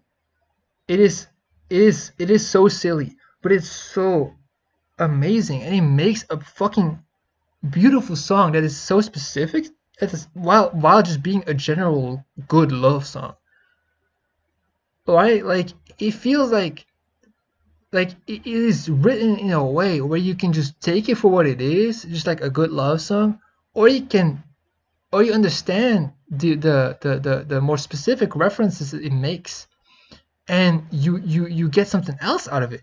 It is it's not only that though, because I'm not glazing for that alone. It's what's in my mind right now. What I keep in the back of my mind is everything else in combination with all this other shit. Like it's literally all this shit stacked on top of each other. Formic Cruz's segments are fucking unfathomable. At first, when I first listened to the song when it came out, I was like, yeah, I've heard this. Or I Dropped Out Baby. I kind of forgot about the meaning of the song, and once I kind of remembered and everything clicked. Also the unique cover arts. I had them open here, but I kind of forgot to show them.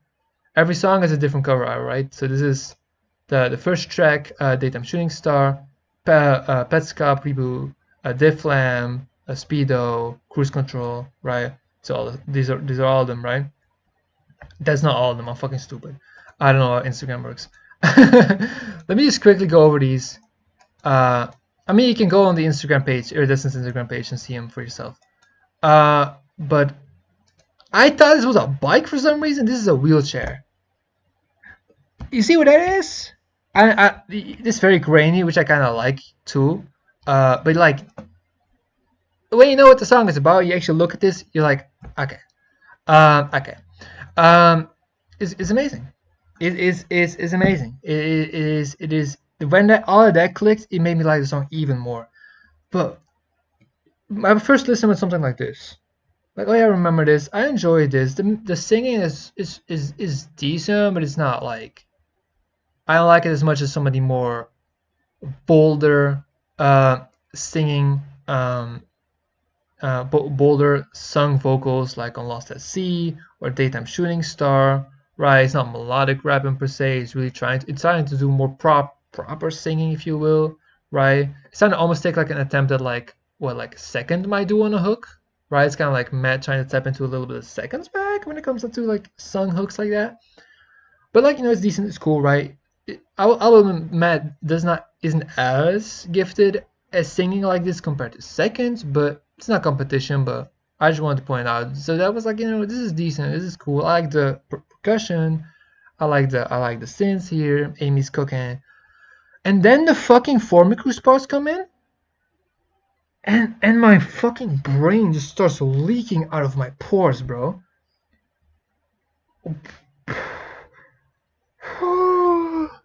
What? What? I don't even want to play it because it feels like again, it feels like disrespect. But I feel like I have to show what I'm talking about.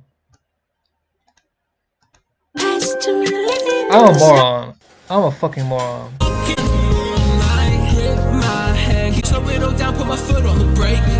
I also really like the rapping. Like like I was not really, maybe was kind of distracted at the time of first listen, but I do like the rapping there as well. Like on repeat listens, I really enjoy the rap verses. The way they are done feels so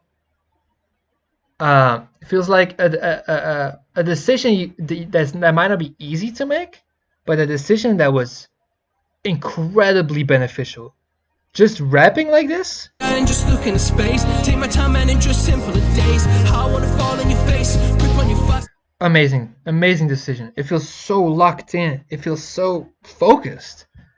Like the rapping feels focused. I don't know how to say it. Like it's not doing the goofy shit. It's not doing the goofy shit is amazing. I love the goofy shit, but it's not doing it. It knows to not do that. But it also is a rap verse on like a fucking synth-pop song. So I don't think I need to explain it any further than that. I just literally explain what the fucking situation is. Like, but like, yeah, I got nothing more to say than that. I think it speaks for itself. But then fuck all that. I forgot about that. Again, it does have more specific lyrics that like I've not fully digged into, but yeah, again, I like that it's very specific and very personal song, but it also feels like it's written in a way that can be that works even without the understanding the entire context. But the entire context adds so much to the song.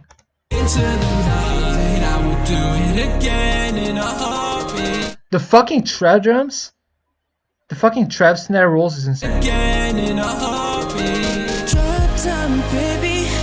The only starlight headliner to me. Far cry from the sky, but you'll strike through me. Never till I'm on the high road with you and my night unfolds. Drop down, baby. I'm lonely. Not that one, the other one. This one. Accelerating on higher beams. That's not playing. There you go. I mean, he's already done. Fuck. Anyway. The fucking sequencing, like arrangement of the song is fucking phenomenal. Second's verse again. He does a similar thing to Matt where he just fucking locks in. top sky, looking. Baby, trying to dig in deeper than still styling. Freshman shot clocking, baby, no Ciroc popping, baby, no support, no pest, it's avant roster, baby, buy lots of lobster, baby, put it on my check, my swag is soccer, baby, trying to dig in deeper than the West Casino debt. Trying to take, I don't see no threat. Looking at you, wonder where you're missing genome went. Get through score like an old Kifo said. Don't throw your disc trying like a Liso bet. I treat her good to Placido Wood. Nothing these demons could do. Drop the top sky, looking navy blue. Amy on the speaker, baby, let's cruise, come. He says Amy on the speaker, right? I think he said like sky looking navy blue, Amy on the speaker. That's it's like again, fucking. We got Shakespeare 2, and Shakespeare 3 on the track. We got the fucking Shakespeare triplets. Let's talk about Former Cruise. I have not given enough attention to Former Cruise. I fucking trying to look up the GIF. I just had no fucking reaction to give. I've given every single possible reaction you can get out of me in this video. But let's talk about Former Cruise, right? Former Cruise, if you're watching this, if you don't want to watch this entire shit, I'll give you the timestamp so you can hear this. I gotta talk about him because I've not talked about him much in these videos because he joined after I didn't redo these videos since he has joined. I've glazed him. I've called him the Lion King or you know, the young Lion King, young Simba. I stand by that. None of that was lied. He's unbelievable. He's what we needed. Like, we didn't need anything, but we needed him. You feel me? Like, we didn't know we needed him. Until he joined. Until he obliged. He was like, yeah, sure. And I'm so happy he feels so at home in the group. I'm so happy he fucks with us. And he respects us. And he's nice to us. Like, adding someone new to a group that's already so established and that already feels like its own friend group can be scary, but I'm so happy of the result. I know this song was conceived before For Me joined, I believe, but my god, what an introduction. This is the first song that For Me Cruise is on that is like an official Iridescence drop on streaming. The recent single he released was still like under his imprint. Like, see, we got the thing with imprints, like Matt also doesn't release on Iridescence like in the label thing. He just like puts like the spaceship or whatever. Disregard that. That doesn't say anything. What is counts as Iridescence is what we consider Iridescence. This is Iridescence in our minds, right? These releases is with Iridescence catalog in our minds, right? So just refer to that. But yeah, so Fort McCool's upcoming project will be on Iridescence and will be also part of this Instagram page, for example, as well as probably any other singles that come out later or whatever, you know, depending on his plans. You know, those will be part of Iridescence. It's up to him to decide like how he wants to like do the label little thingy with DistroKid and stuff like that. But you know, this is very much Iridescence project still, regardless of like what it says on streaming.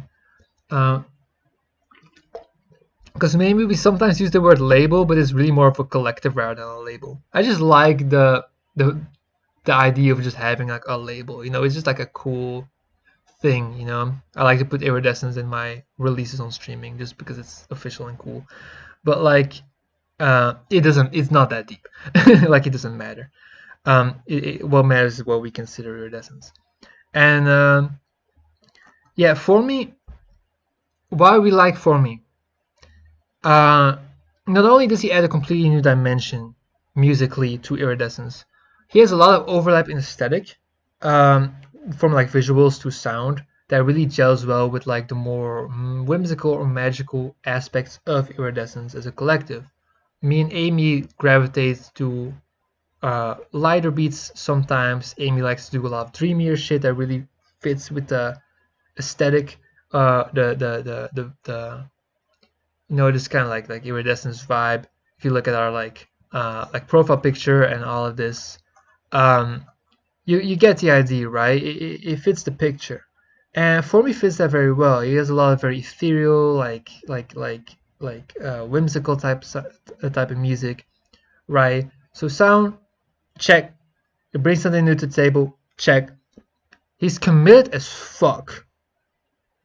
That's another big one. He's committed as ever living fuck to try to do something that stands out, to try to have his own identity, to try to go hard with the visuals. He has a whole world. He has characters. He has lore to his stuff. He has a very distinct presentation of everything. And that is important in iridescence. Like, I try to do my best with my little small thing, but I feel like my streaming releases are much more of a side act. I like to be more of a team player, and just releasing other people's stuff and doing the best I can to to kind of have my own aesthetic to it and presentation. But it really just comes from the limitations and the capabilities of me to do more, you know. But I also kind of like to do less. That's just kind of me. I just kind of like to do simple stuff. Like, whenever I get too ambitious, I just get too in my head about things, and it often ends up dropping. So I like to do smaller, fun little things. And I'm happy with my place in the collective. I embrace my place in the collective as the only person that doesn't do vocals. But everyone else is very committed to really just going all out and to doing the most with the presentation of their music. From the fact, like, Matt has all these different single art for his stuff, right? All these different cover art.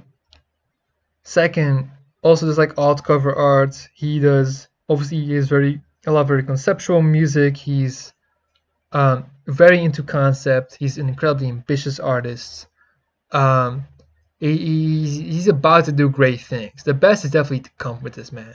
He really tries to one up himself every time. So, like, you'll really see what it's about when it's time for that. But, like, trust me, he's very ambitious and very committed as well. Amy, like, I don't even need to say more, right? Like, this guy lives and breathes music, right? And for me, slides perfectly into this, and I respect him so much. He was already like that probably. It's not like we made him that, but, like, yeah, like, I feel it. He feels like he belongs here, and that's so good. He hits every single beat, and this is an amazing introduction. This, like, feels like, you know, when they, like, debut like a new idol, or like some K-pop type debut, like, it's a whole big thing, right? Like this feels like a moment, and that's why I love this song, because yes, I'm not part of it, but every other Iridescence member is, and I like that. I feel like, honestly, we could make a really good posse cut that's produced by me with all the other members on it, and it'd be great, but it won't be drop top baby levels of fucking lightning in a bottle, right? You cannot do that. I'm okay with that. I've accepted my role for what it is, and my role is to glaze the fuck out of the song. That's my part of the song. That's actually my part. I actually deserve credits for this shit. I actually deserve credits for how much I'm about to glaze this fucking song, bro. I'm gonna get this video to like 4 hours just by talking about the song. Let me actually look at the time. I kind of forgot to mention I do have the Chicago. I kind of have not been switching. I like try to do that, but like also who gives a fuck. But yeah, shout out Shikawa. You already know. I think this is like official art. I know this is a fan artist. There's no credits, so I'm sorry if I ripped some shit. But this person is cool. Maybe this is the artist's name. So shout out to them. But yeah, I think this is just official art though. But we are at the 2 minute mark. I'm so stupid. The 2 hour mark. So like I'll happily yap about the song for 2 more hours. For sure. For sure. Why not? Legit. Why the fuck not? Because it deserves that. I feel like it's my due diligence. It's like the only person on the Iridescence that wasn't a literal like part of making this song. I feel like I at least gotta fucking glaze the ever living shit out of this. Like I gotta like boost the fuck out of this. Right? I had to. It's my fucking destiny to let people know how unfathomably good this is. How this is the best thing ever anyone has ever made. This is song of the year. Things that I can say with confidence, right? Things that I can say with confidence, and these are, you might catch a little bit of exaggeration with some of the shit I say because I'm so off the cuff and so off the wall. I'll just be throwing anything I can say out there, right? But like, for a fact, I need y'all to, tone indicator, right? / genuine / serious. Best song I've heard this year. I mean, obviously it's January, and I've not heard that many stuff from this year, actually. Even compared to like last year, which is considered a pretty dead year, I don't think I've heard that much from this year. But best song this year, so far. Best song on the album. Yeah, I mean, best song released under Iridescence. I do think that. I do think this is the best song released under Iridescence. I think it is the. I think that's the main ones, right? Yeah, best song on this album, best song released under Iridescence. I wouldn't go as far as saying it's my favorite Amy from production, even though it probably classifies as up there. It's gonna really depend on the mood.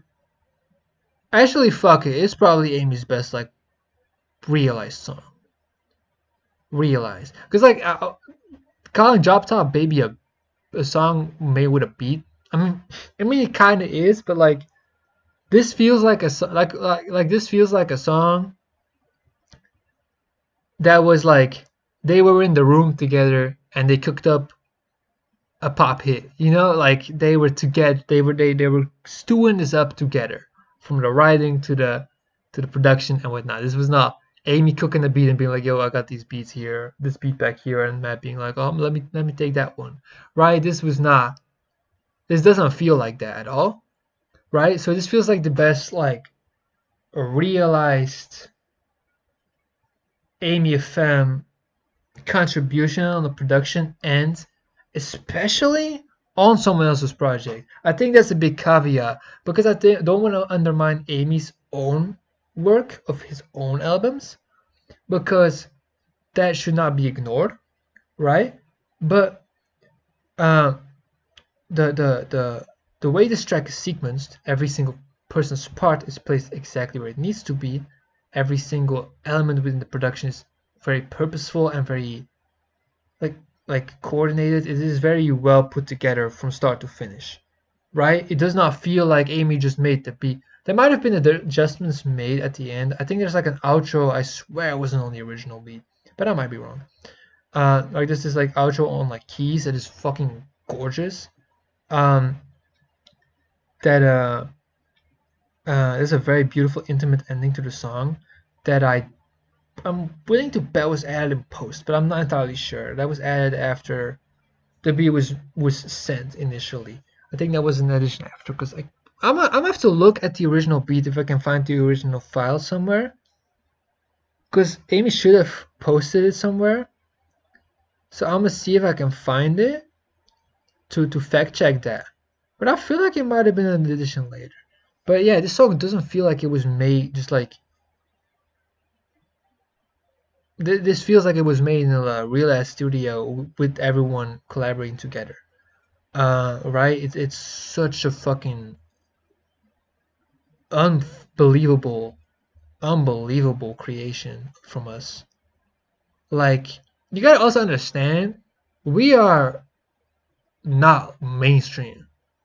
We are hardly even we're like below underground. We're like super small artists.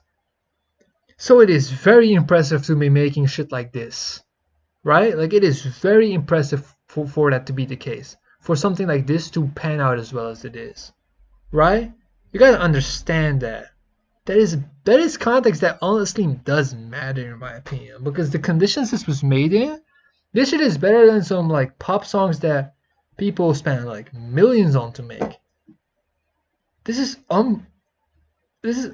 insane the song even exists, and it's as good as it is. But also it's not a surprise, because this album has a lot of polish. Amy FM stuff has a lot of polish. Like, we don't bullshit, right? Like, we take shit serious that needs to take serious. Like, we know what we're doing. Amy knows what he's doing. Matt knows what he's doing. Second, for me, we all know what we're doing, individually and as a collective. So it's not like this is a surprise, everything else is mixed like balls and this is only like a magnum opus. No, it's expected that something like this can happen, but the fact that it still is as good as it is, like at some point you gotta come to terms that this song, and you just look at it, as a singular like entity, as like a singular creation outside of everything else we've done. So impressive for the level that we're at. So impressive, like, oh my god. So yeah, best song of the year, best song on the album, best song released under Iridescence. This is the culmination of everything. Like this is, I'm so happy for McCrew's first, official Iridescence release. Basically, be on the lookout for his upcoming project. That's gonna be amazing. I'm sure of it.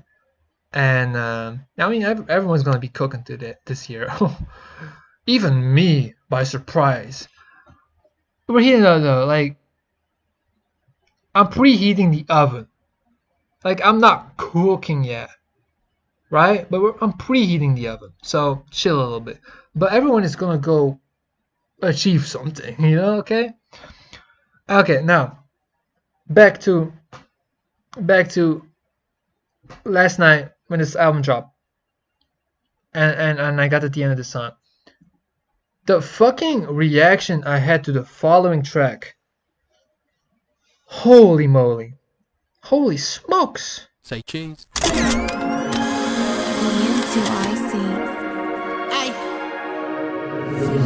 It's a real shit right here. Catch that flash before it's gone like a Polaroid. Got that moment in my hand like a Polaroid. Shake it up till it's done like a Polaroid. It's only one of me, my man, like a Polaroid. This fucking feeling got me overjoyed. Crashing down the scene like an asteroid. Ain't nobody parallel like trapezoids. Why you boys be fucking slipping, call you sick from? Photo says it all. God, you slipping like on Sigmund Freud. A bar of the album, bro. Like that's my favorite like punchline, like wordplay thingy on the album. That's like my favorite like wordplay of the album. Is that wordplay? I think it's wordplay, right? Yeah, I love that. Got you slipping like Sigmund Freud. On the level with folding like DS. I mean, it's a little both, but like, got you slipping like Sigmund Freud is like peak double T bar, and like fold like a DS is peak Amy FM bar, right? So like, let's put it that way. I love it. I love it. I love it. This is one of the ones again. This is one of the ones again. Some of you might know, I do enjoy Playboi Carti's music, but my favorite project from Playboi Carti is his self-titled release back in 2017. This to me feels like the best combination of like what I just enjoy about him. It has a lot of stuff that still feels like very, plug beats, DJ plug shit, or like beat plugs, right? Like the collective. It still feels very much one foot into that, while bringing Pierre Bourne in the mix, while having shit like New Chopper, right? Like it has the perfect blend, perfect mix of aesthetics and beat selection with really enjoyable vocal inflections that just makes for like a perfect amalgamation of like that time period in music. It feels like the best, like it feels like there's some shit like my CD, my self-titled CD, when I die, I'm gonna like bury that shit in like somewhere like in the middle of nowhere. I'm gonna just dig a big hole and bury a bunch of shit in there, and that CD is gonna be one of them, because shit, it might not be functional anymore after a couple of years because it's fucking buried underground. I'll put it in a box, right? Like I'm not dumb. I'll put it in like a box. I'll put it in like a box so that it's not completely fucked. But I'll bury that with a bunch of other shit to like let people know like we were kind of cooking back then. Oh my god. So obviously I'm gonna love this song. But again, this is the type of sequencing I love because like I said, sometimes juxtaposition of different tracks is not ideal.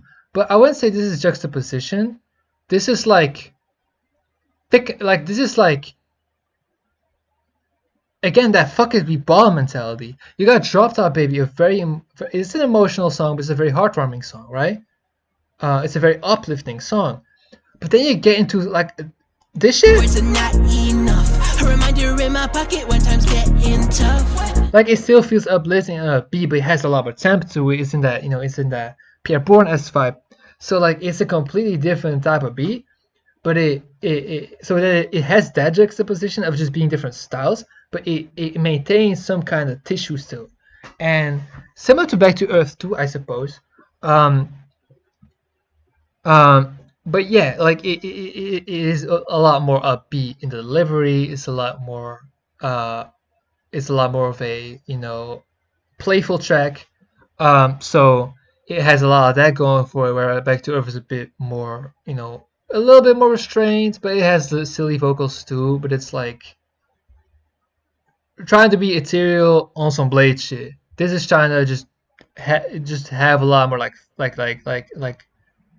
audible fun, pleasure, and joy. Just like, right? It's just super duper beat. Yeah, I don't really got much to say. It's just a really good song. Like, I can see some people feeling like this is kind of like just like one of the songs in the album, not a super standout track, but I personally love this sound. I personally think Double T does a great job with the performances on here, and I think it's a very cool follow-up to Drop That Baby. I graced the ever-living fuck out of this song, but when I first heard this song, and it got into this, I was like, yo. I was like, that's why I was almost crying to the shit, because I was like, this is amazing. That you can make both of these songs and then put them next to each other on the track list is generally the stuff of dreams. So yeah, speaking of stuff of dreams, we got Blue Skies and Daydreams. This one, definitely, we like the fucking, and I get why he did it now. He has a lot of he has like rain, and he has like storm, and he has like these bird sounds. That's probably because like when you think of like Polaroid, or when you think about taking pictures, you think about going outside, maybe taking some pictures of nature, or going on a walk with friends, or going to a hangout with friends, and you're outside, right? You're outside, you're living. So that is actually ties in kind of with the whole sentiment attached to Polaroids. So I enjoy that. And also just adds a lot of texture to these songs. But I'm not gonna play the whole intro. Summer nights embrace me till blue skies and daydreams. In my mind been hazy, need a fun to hasty. I need time escaping, need blue skies and daydreams. Watch that shine grow faintly, as life moving gently. Those summer nights embrace me till blue skies and daydreams. No, I ain't moving backward. No feelings of regrets, keep it captured. Oh my god. So yeah, I was trying to collect my thoughts about this song, because I really enjoy it, but it's also like a one that I kind of had to like get a feel for real quick to just remember what I wanted to say about it. Obviously, one of the most interesting things about this song is this is just like good old days in the rear view, and the tracks that I produced. The one of the features here is actually not vocals but production. Pretty Depressed plays some guitar to this song, kind of similar to like the contributions of like Kevin Parker to Astroworld, I'd say, or like particularly Astro Thunder. Kevin Parker's contributions to Astro Thunder it's kind of in a similar vein, where just some guitar is put onto the track. Or was it bass? I think he had a bass. I think he did the bass. But like I like it when like you bring a real like a musician playing an physical instrument, like guitar or whatnot, over a beat like this, right? All the rest might have been done on one of these, right, on laptop in a DAW, but like adding the extra real guitar playing over it makes it come alive and adds a different dimension to it. And I would say some notes feel a bit off, like off rhythm, like it feels a bit weird, like it feels not entirely synced up. I mean, I like that because it's also like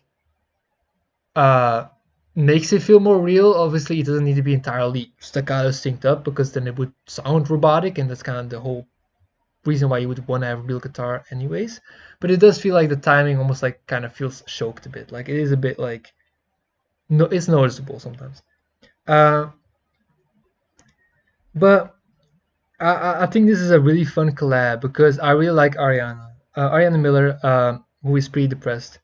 I've known her for like a cool 2 years or something. She I don't even know how long, but she is incredibly talented musician from Bangladesh. She um, she makes this cool lo-fi as like it's not as lo-fi as it used to be, but like really cool alternative rock stuff. I really enjoy her. I really respect her as an artist, and it's incredibly cool that she lent some guitar to this track. It's a very interesting combination. I wasn't expecting it to be an actual like Amy FM type of trap beat. So I'm assuming obviously Pretty Depressed did guitar. I'm assuming obviously Amy did drums, but I'm assuming Amy also did the bells because they sound very Amy-esque. I think that the Inuyasha loop probably comes from the pad. This this like extended pad. This prolonged pad chords, but like they some of the atmospheric elements.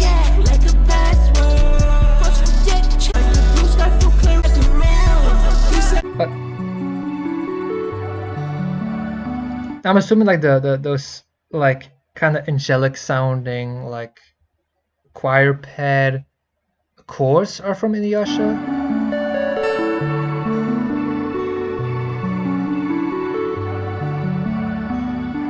Or at least like the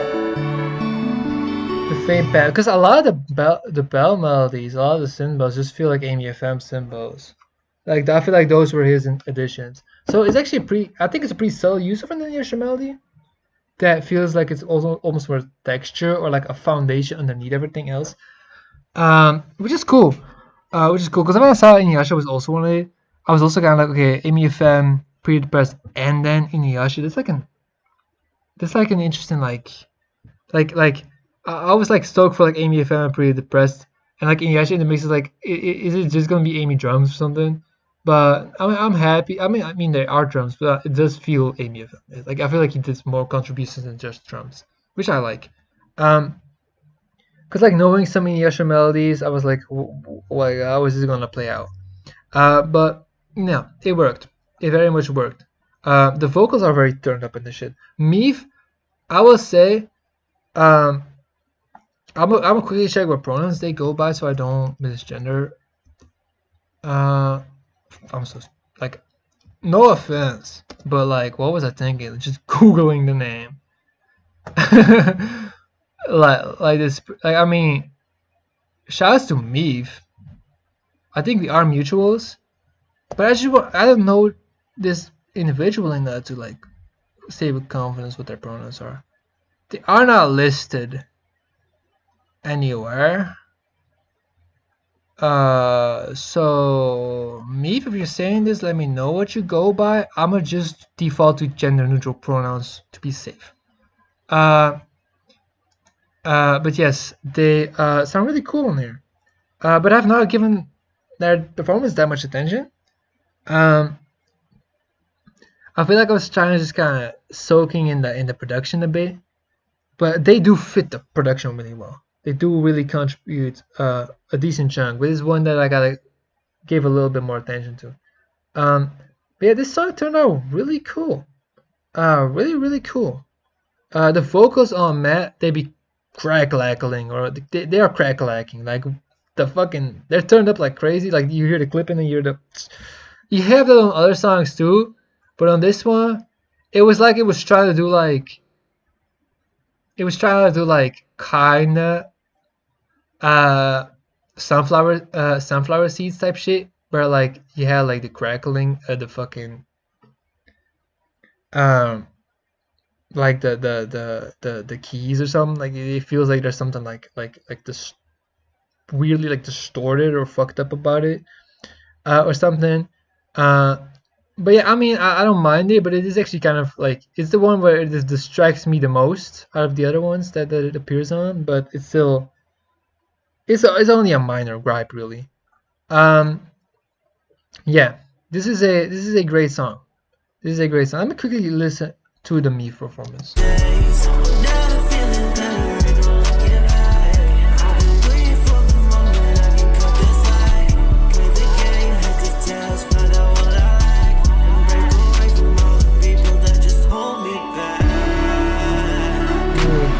I forgot about this part. Ooh. Wait, is this the contribution? I just realized. Is all this other guitar shit? I thought it was also Ari. Is it also is okay? Is Ari's guitar throughout the track, or is it only this outro? Cause I kind of didn't clock this outro like that. I'm assuming all the guitar is just Ari, but I think that Inuyasha does use guitar on certain melodies, so I was making sure that I'm not like crediting elements to Ari that aren't her. But I'm assuming all the guitar is her, because it would be kind of weird to have like guitar from a loop and then like her guitar somewhere in there, because it's like guess where the fuck Ari cooked, right? It like I'm assuming all the guitar stuff is hers. But yeah, this song is very nice. It's a good.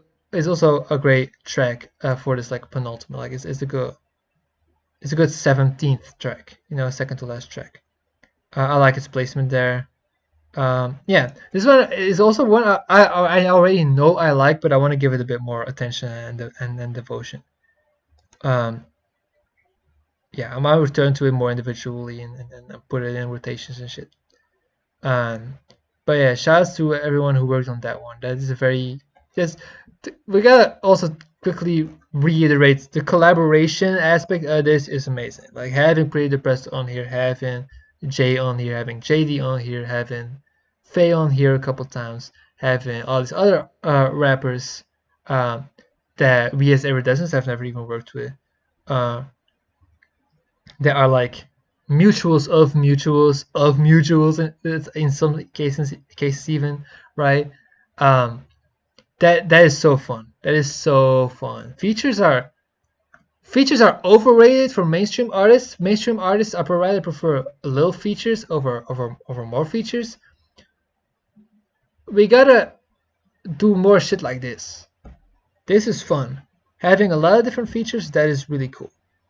Because it can create some very interesting collaborations and tracks. So yeah, shouts to everyone who was a part on this record. We get to the last track. This one, bro.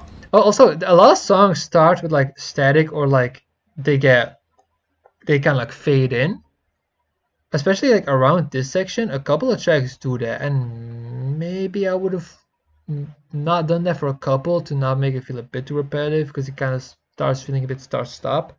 But the vibes of each song are so in tune that I don't mind much. But it's still, that's also something I just realized that is kind of noticeable, especially with this last song. I feel like after when I like I think Blue Sky does it. Like yeah, it starts with the sound. And it also starts with bird sounds, like that does give it like a start and stop type of feel. Y'all know the CDs? They have like ambient music for meditation or to fall asleep to, and like the different like melodic like the actual compositions are like interrupted by just like a silence, or like you know like just the ambience, right? There's just like water sounds or like rain sounds or nature sounds throughout, and then you'll have like some compositions throughout, and then they're like broken up with another sound. That maybe that was what it was going for, but it does feel a bit start and stop. But anyway, this song is also just diabolical. Who's the loop maker here? Ple? Ple? Pretty guap. It is pretty, isn't it? Cannot relate. It's been a long day, yeah, it's been a That's long piano? day. It's been a That's long piano. day, yeah, it's been a long day. I didn't even recognize that as piano. Cause he had the ARP. They have piano under that. Let the dusk wind move out the past lives. Let the street lights bright up the night time. Let the moonbeam lay down the spotlight. Let the moonbeam lay on the spotlight. Let the dusk wind move out the past lives. Let the street lights bright up the night time. Oh my god. Moonbeam lay down the spotlight. Let the moonbeam lay down the spotlight. The stage is set, let me do my dance. Fuck a closed door, this my encore. The fucking... The pizzicato. The pizzicato. Yeah, no, I love pizzicato, bro. Oh. String plucks, man. Oh my god. Really main chord. Let me do my dance. Fuck a closed door, this my Encore. Everything here is working together perfectly. Every layer and the melodies. Yeah. Grab my hand, baby, running through them constellations. Lighting up the night, the sky is shine illumination. Living on excuses in the form of being patient. Now I'm using stars to help me pass my expiration. Oh my god. In them four walls, thinking they kept me alive from midnight. Okay, I'll say something about it instead of just playing the song. But I just wanted to wait for the drop. Low key. So I kind of low-key want to play this whole song because the drop is really what makes it. But this is another track that gives me a lot of Uzi vibes. With its glow attributes without being all the way a glow type of beat. Right? More being focused on this like glitzy ARP. It is a super duper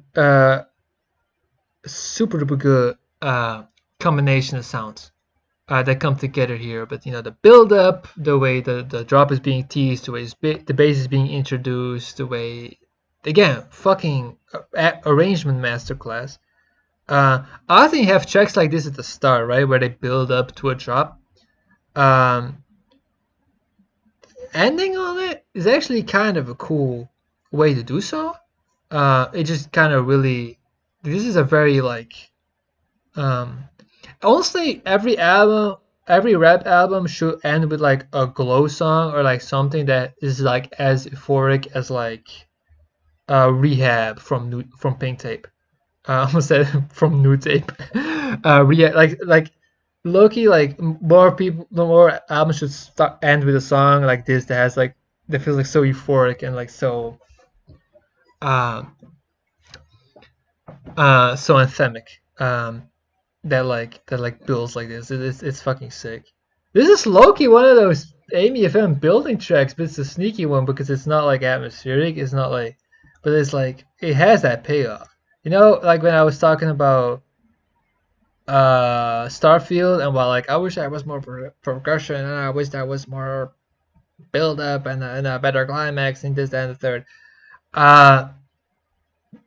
I mean, this is not even close. This is not a similar type of song, but low-key, this is like the thing where like you got the build up, you got the payoff. Which Amy is just good at. That's the point I'm trying to make. Amy's just good at arranging something where you just the payoff, the climax just fucking goes crazy. Maybe that's why Starfield feels a bit odd to me because it isn't as it isn't like the payoff isn't as like commanding or fulfilling, but it wasn't trying to be. It did something else. It tried something else, and I gotta acknowledge that such. It had other qualities. Again, I like that song. I'm just saying, like that was the one I was most critical of when I was talking about Navy Blue. But yeah, let me get to this drop.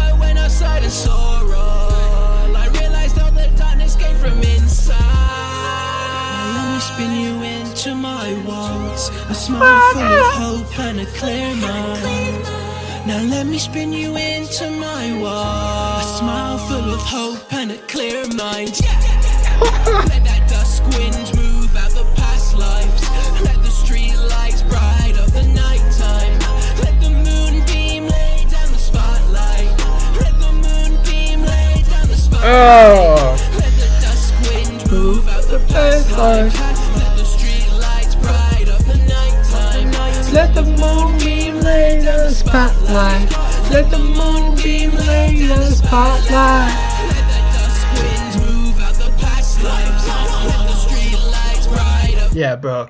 This album ends and starts and ends so fucking insanely. Holy shit. The fucking start of this album, Giga Glaze for that as an intro, but equal amounts of Glaze for this as an outro. This is masterful fucking sequencing. Like the middle portion, I got more complaints when it comes down to arrangement, and that's where I have to, you know, kind of readjust my perspective or try to kind of get into like what the purpose behind all of it was. I think it's also harder to arrange like the middle of an album.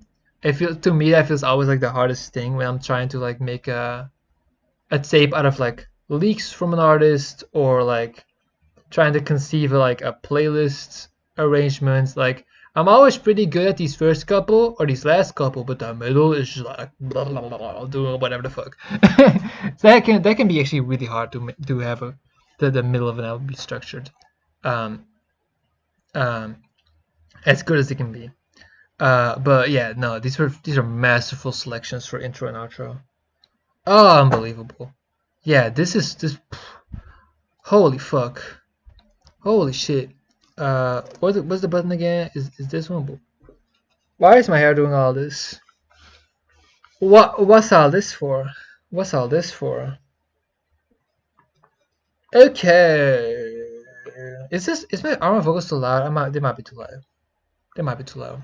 I might be too loud. I might have been too loud in this entire video.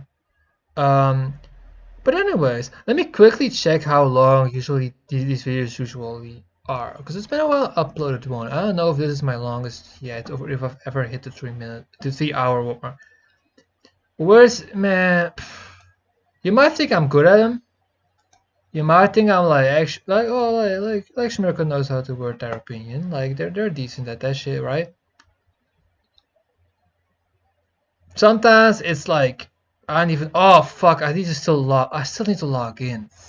Fuck! Like YouTube logged me out on all my accounts, so I gotta log back in. Wait, I can just look up my. Wait, I can just yeah. I can just look it up on YouTube. I don't have to log into my page to know for sure. No, this is not my longest actually. Yeah, this is not my longest one yet. But I mean, Amy has watched all of my videos, front to back, perhaps even several times. I can't recall if you did or not, but I think so. So I think Amy, at least Amy's gonna watch everything. Obviously, this is not about his project, but like, that's good. At least Amy can maybe tell Matt what I said, because I'm probably gonna forget the points I made. Amy, maybe you gotta like in the group chat, you gotta be like, yeah, like Shmirka mentioned this, and like they had this question, right?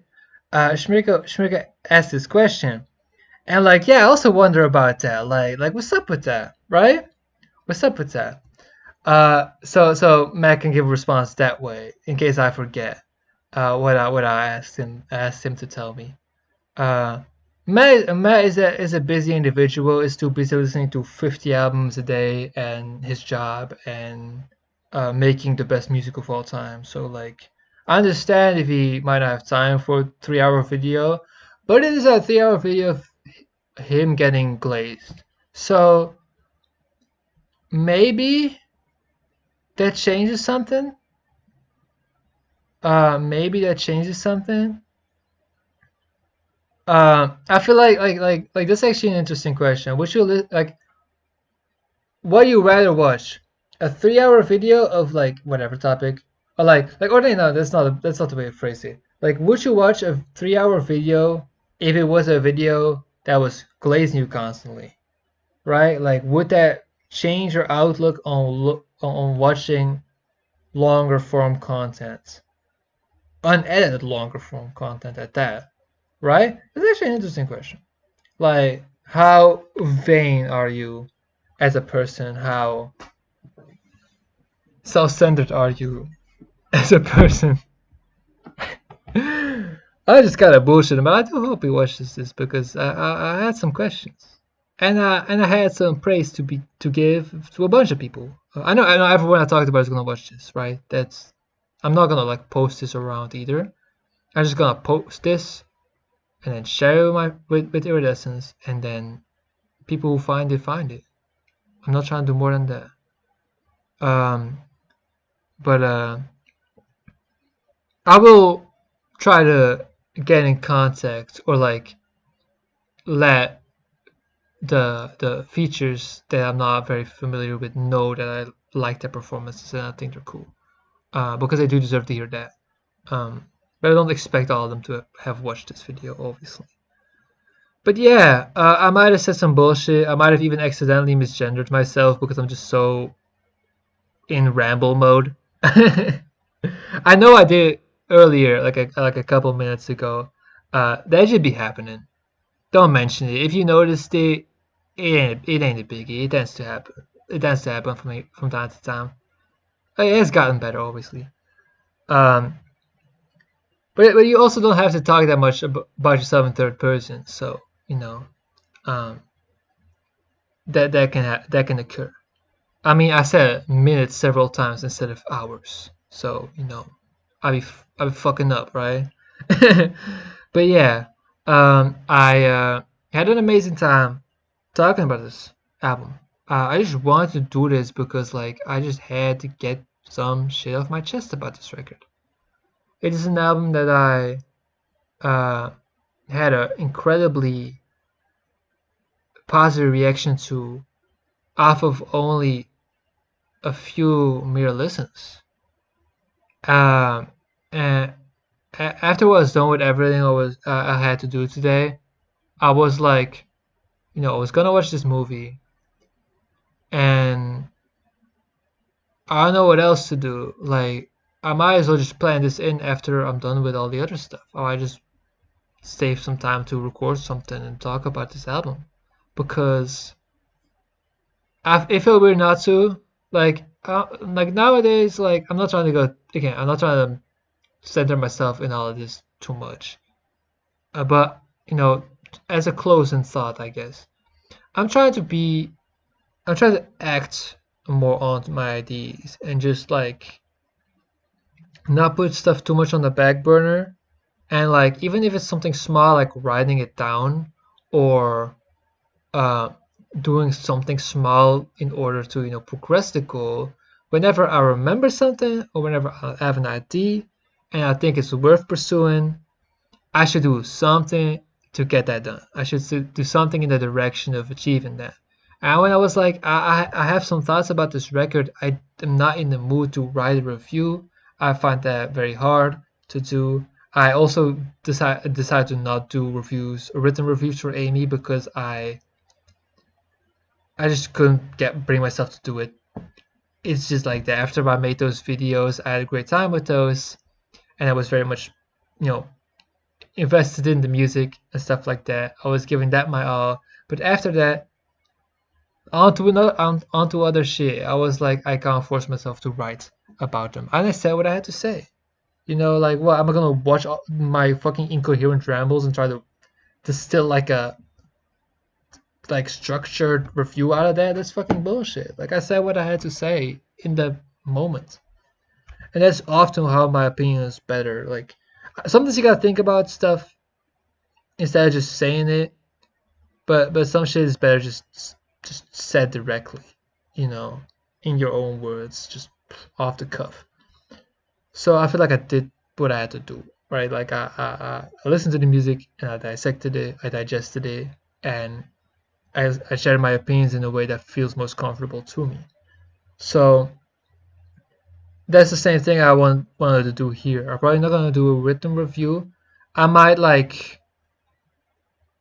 uh give it a numerical review, but I'll say that I'll write something in the review that's like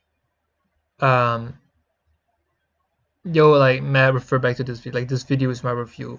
Like not trying to post a link because I don't know what the policies Monday has when it comes down to shit like that. But like, yeah, I think that like, uh, this is just gonna be like the review or like my thoughts. But like, I'll give it a score because that was kind of what I wanted to do with A. Actually, I don't know what I said to Amy because I don't like you giving numerical scores usually. But also, I do know some people actually appreciate it, right? Um, they actually they do attach much more importance to it than I do. So like, to do a favor, like I'm not gonna be a bitch about it, but like, I want to at least have my opinions expressed in another way than just the score because that's mainly my issue. People focus so much on the score and not everything else. That's actually more important and that's actually explains someone's opinion on on music more. Like that is something that I feel like irks me so much about like a lot of like music discussion nowadays, right? That's like a big part of uh, my disdain for scores, not per se it as a reflection of an opinion or a measurement to compare it to like other stuff. Like I know some people use scores not only to reflect their opinion, but they actually do kind of use it to rank albums that they have scored.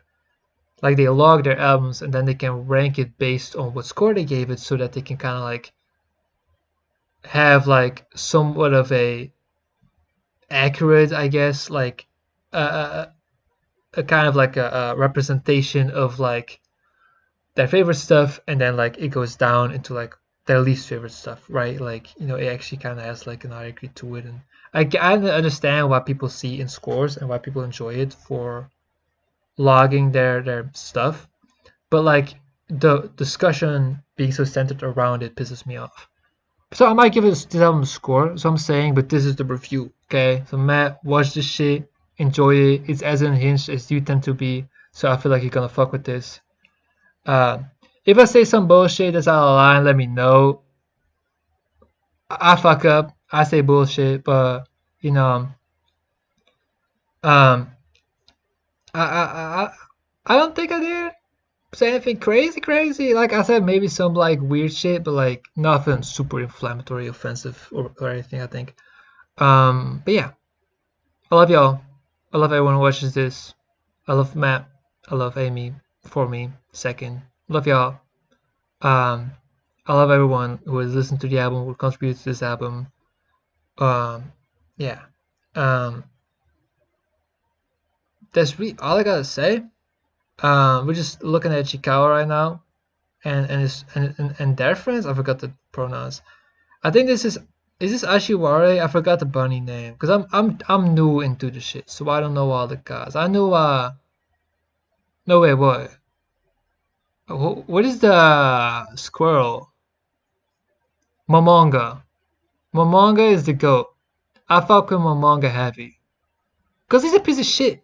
He's a dick. Like he's a fucking annoying brat loser.